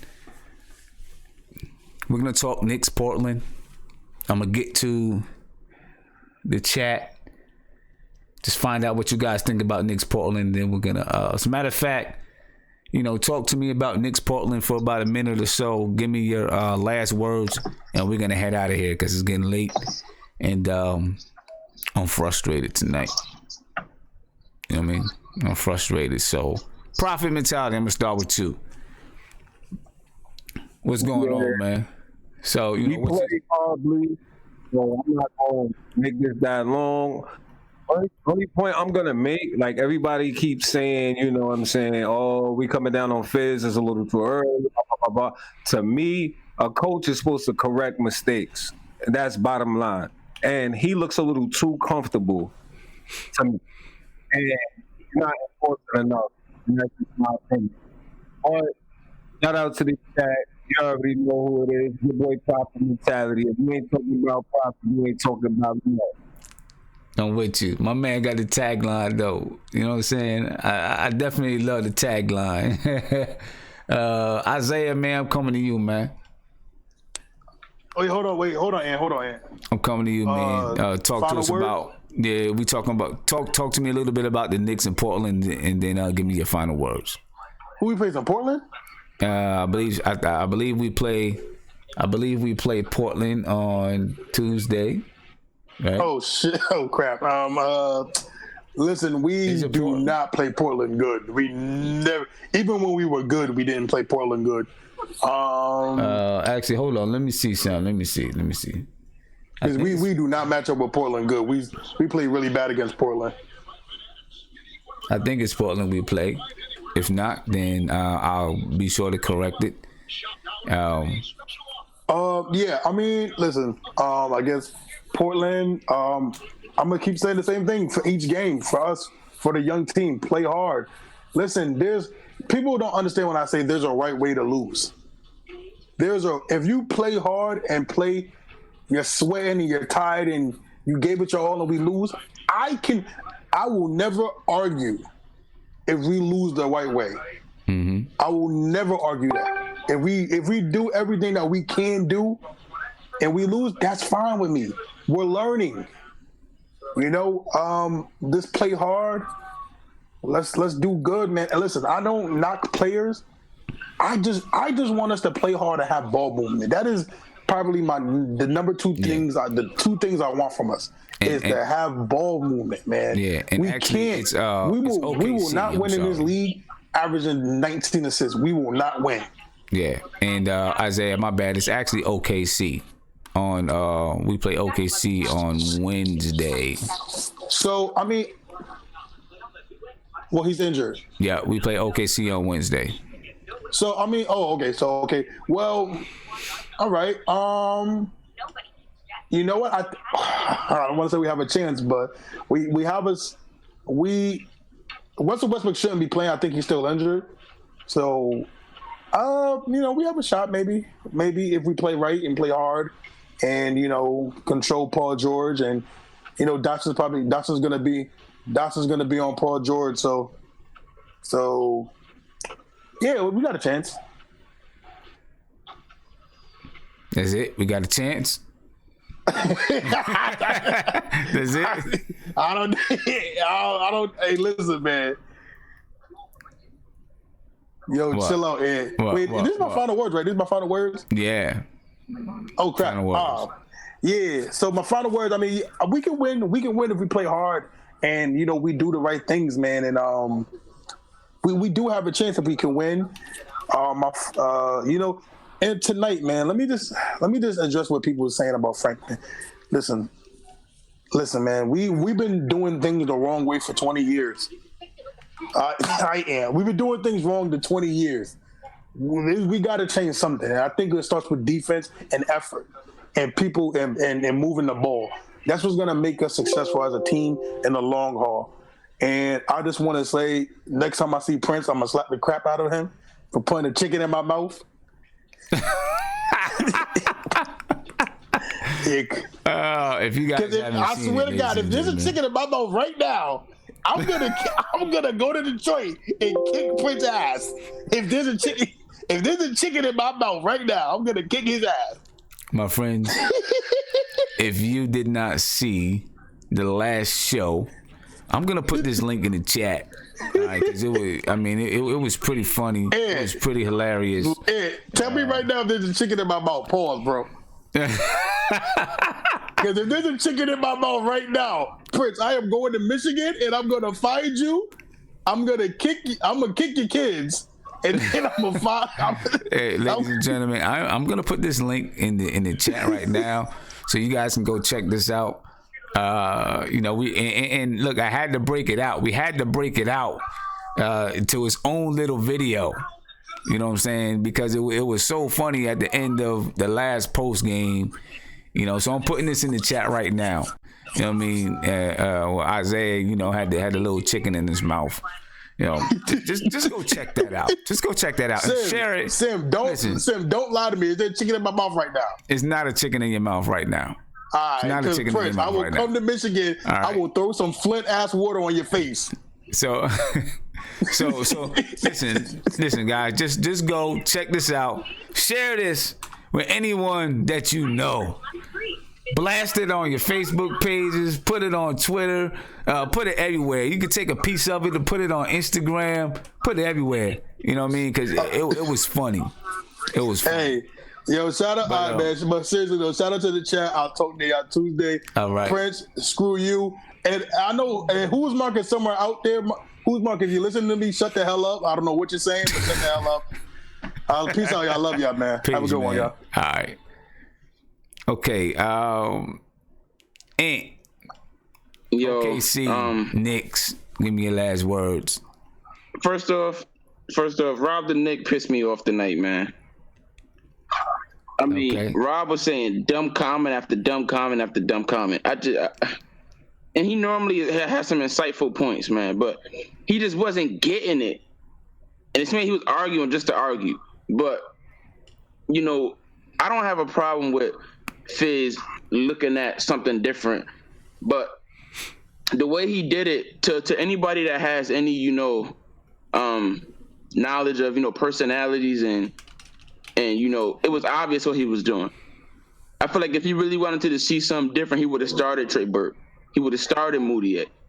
But starting Frank and taking him out, he was trying to send a message. Mm-hmm. And the message he sent, intentionally or unintentionally, was that Frank was the reason why they were playing poorly. Because when you come out in the second half and you start the same time and bench him for the rest of the game, right? I mean, you're sending a message. And I was talking to Isaiah, and you took the words right out of my mouth, and you said he did it to Frank because of Frank's personality. Mm-hmm. He wouldn't have did it to Tim Hardaway Jr. Right. He wouldn't have did it to Cantor. Right. I feel like he was trying to make a statement. I don't think he has anything against Frank Ntilikina, but I feel like he wanted to make a statement to his team, and he chose Frank because Frank was the one that wouldn't say anything. So I didn't like it. I thought it was counterproductive. And as a franchise, we either need to go all in on Frank and invest in him, or put him on the trade block and get something for him before we ruin his value. We need to invest in him as a franchise. Go all in. He was our top 10 point guard draft pick, and we have yet to go all in on him. He should not be losing his minutes to guys like Trey Burke and Emmanuel Mudiay right now. He just shouldn't. He should be giving him the opportunity to play. We should say, Frank, this year, we're not expected to win. You are our guy this year. Go out there and show us what you got. That should be the message. The message shouldn't be that if you make a mistake in the first quarter, Trey Burke's going to take your minutes. To me, that's counterproductive. And if we're being completely honest, Frank probably had the most energy in that starting lineup. We got to remember the sequence before he got taken out. He got that great block shot, and then he got a turnover being over-aggressive. Mm-hmm. He was being over-aggressive. He wasn't shying away. He wasn't standing in the corner. He brung the ball up the court, saw he had a mismatch, and went straight into the post, and he was over aggressive. So to take him out for the rest of the game because of that, to me, was corny. I didn't like it, and it's counterproductive. I don't know what Fizz is going to do with the lineup next game, but I feel like Fizz has to do better with the offensive side of the ball. We need to run some sets, need to get Frank involved, need to get Knox more involved. I'm tired of seeing, the ball getting dumped down to Cantor, 20 times a game. I'm tired of seeing Tim Hardaway Jr. take 25 shots. I'm tired of seeing when Alonzo Trier come into the game, he's the focal point of the offense. Stuff like that, I'm tired of seeing. I want to see some sets run. I want to see our young guys being invested into. I want to see Frank being put in positions to succeed. Tim Hardaway Jr. gets put in position to succeed every time down the court. They run curls from him. They run screens from him. They try to get him into his spots. But nobody else gets that treatment. We don't try to get Frank into his spots. We run Knox off a curl like 3 times a game, and he gets a good look every time off of it. So why don't we continually do that?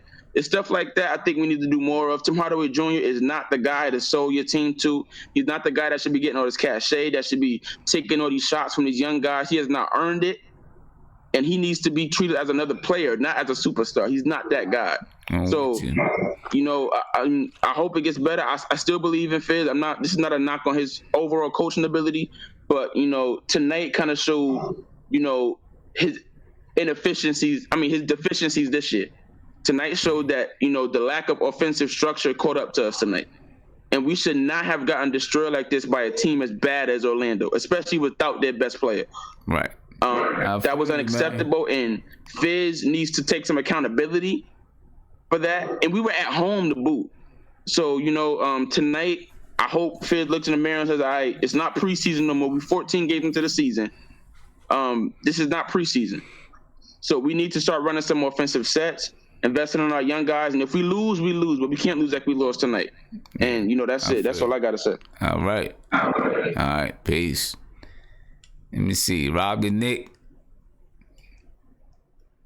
I got to say, sorry that I pissed off the chat. But, man, don't be sorry. Don't be sorry, shoot. Really, I'm a Frank fan, but what happened to him today? I'm not stressing that. Get back on your horse on Wednesday. When you start, play again. We all said that this is development. We're not going to leave him. No, we're not going to leave Frank alone. We're not going to trade him.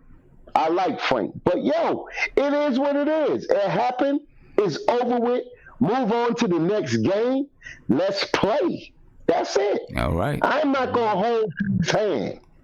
Look, Frank a grown-ass man. Take it the way you get it. Okay. And that's the bottom line. And we're going to win on Wednesday. We're going to beat OKC. That's guaranteed. Let's go get it. Let's go get it. I don't know it's guaranteed. And look, sir, and you guys will like me in New York on Martin Luther King. I'm coming. All right, man. Rob, I'll see you Wednesday, man. No doubt. Peace to the chat. Peace. All right, Grandmo. Yeah, Sam. Everything that Ant said, I agree with, man. You gotta, if you have certain players, man, you gotta get them in spots, man. I want to see better coaching, be more creative with the players you got, because if this team is getting blown out by 30 by every team, Sam, it'd be like, it'd be a lost cause. But I've seen us play. If we play like how we played against Toronto and we didn't play good in the second and third quarters defensively, if we played like that against the Magic, we would have won. So we played down to our teams. Like that comes from coaching. Because I've seen teams where we played up, like Golden State, we were right there. Bucks, we were right there. Chicago with Levine going off, we were right there. So it's not a matter of talent.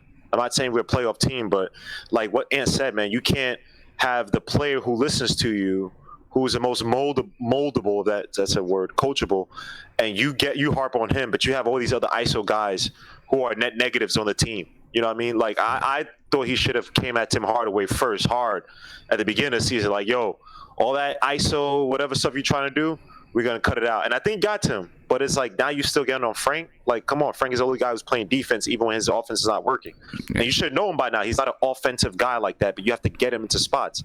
Look what he did with against Golden State. So I'm not promising that we're going to beat OKC. I'm not saying that because I thought we were going to beat the Magic. You heard me in the beginning. Y'all kept saying this guy's out, this guy's out. And I'm like, oh, this should happen. And we had one of the worst games this season. So we're going to play up to OKC, I think. Poor George is looking stupid good right now. Like, he just can't miss. He can't have a bad game. But, yeah, I want to see better coaching by Fizdale, man. I'm tired of these guys trying to posh up for Kyrie Irving, KD, man. Coach, you're getting paid millions to coach, man. Stop talking about, I'm gonna bring this legend in. I don't care about you bringing legends in, man. Bring some better offensive sets and defensive play on the court, man. Get some X's and O's out there. Exactly. Thank you, man. Yeah, exactly. All right. See you guys, man. Peace, Prince. Prince. Because what's up? Because the last stream, man, you was laughing so hard, you had to get off early. Because you was laughing so hard, you know what I mean? So I want to give you a chance to get them last words in, because you didn't get to do it. Man. Yeah. Well, I definitely appreciate, man, to rock the mic, man. But yeah, Sam, I think a lot of people, we being a little too critical, but you know how it is, us, nothing but Knicks fans. Everybody got their opinion, and we are, definitely welcome to it. But my thing is, I think that I was looking at it from this standpoint. I don't think Fizz is really too worried about X's and O's, about truly implementing a real system. Yes, he got guys in place to make plays, but I think he's more worried about individual, progression as these players are getting better, man. Definitely going into this game against OKC, hopefully, again, like I think I heard a couple other people say earlier, we got to share the ball, man. We got to be able to start sharing this ball. And I think a lot of it is because we just played so trash. We didn't make no shots today. And it just seemed like they couldn't miss in the Garden, which it was so weird. I'm like, Terrence Ross ain't never played like this. Like, I mean, that dude couldn't miss. So, with that being said, I really can't blame all that on Fizz. I just believe, after a back-to-back, we played like trash. We didn't have no energy. They made shots. We missed shots. We didn't share the ball.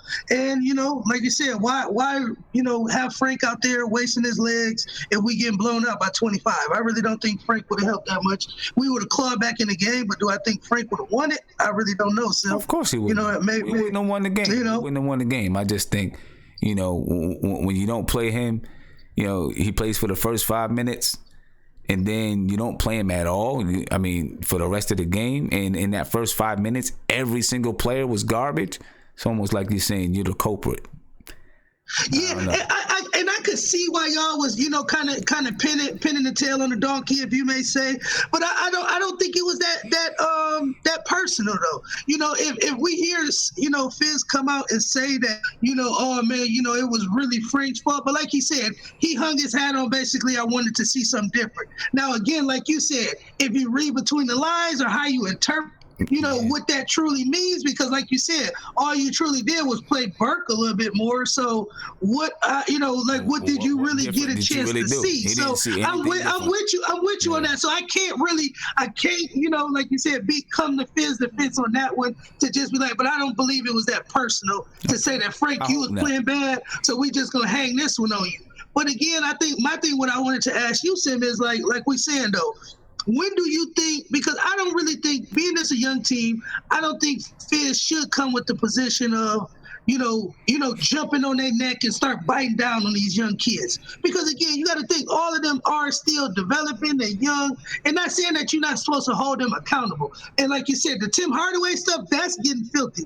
But my question to you, Sim, is like you said, and I guess like you said, when will the time be for, us to see Fizz show out in a press conference, or, what I'm saying? Like you said, game 20, that's a quarter into the season, going into All-Star break. Like you said, what do we really need to see before he nut up on Tim Hardaway Jr.? You know what I'm saying? So I'm with y'all on that. That's one thing I can say that I'm kind of getting frustrated with, because again, it's starting to kind of take away from it, even though he give him praise in the games that he scored, and he's efficient. But still, with that being said though, Fizz, it's some games that, like this game, Tim, you got to understand, I ain't made a shot, bro. find a shot for somebody else. You know, so you what you think, Sim? When do you think the timetable? Because again, we 14 games into the season. You know, another 6 games, we a quarter. That's a quarter into the season. You got to nut up. You know, like you said. So I respect that. All right. Well, I'm gonna answer that, but I'm gonna let you go. All right. Because I'm about to head off, Prince, and I'll see you on Wednesday. I'll be here, bro. All right. Peace. Peace. And to answer that in quick terms for you, Prince, I don't think he does. I think it's going to be like this with Tim Hardaway all season long. That's my quick answer. I think it's going to be like that with Tim Hardaway all season. Listen, Knicks versus OKC.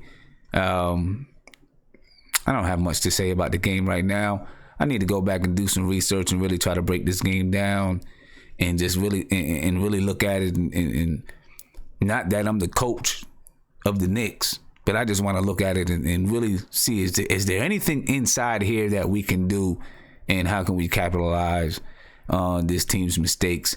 The Oklahoma City Thunder, they average 109 points per game. They give up 106 points per game, 47 rebounds a game, 20 assists per game. Play a lot of one-on-one basketball. Right now they're 7-5. Based on tonight, based on what we've seen tonight, I don't see the Knicks winning it. I can see the Knicks maybe even getting blown again if we aren't able to, and I could see a lot of blowouts coming if we don't get a more diverse, more versatile offense, because we're becoming very stagnant. You can see our assists, but we were at 19, 20. It's dropping. Why? Because teams know what we're doing. That's that. Ladies and gentlemen, it's been my pleasure. Knicks therapy. We need it. We all need it. But I'm going to talk to you guys Wednesday. Expect a video between now and Wednesday. Peace.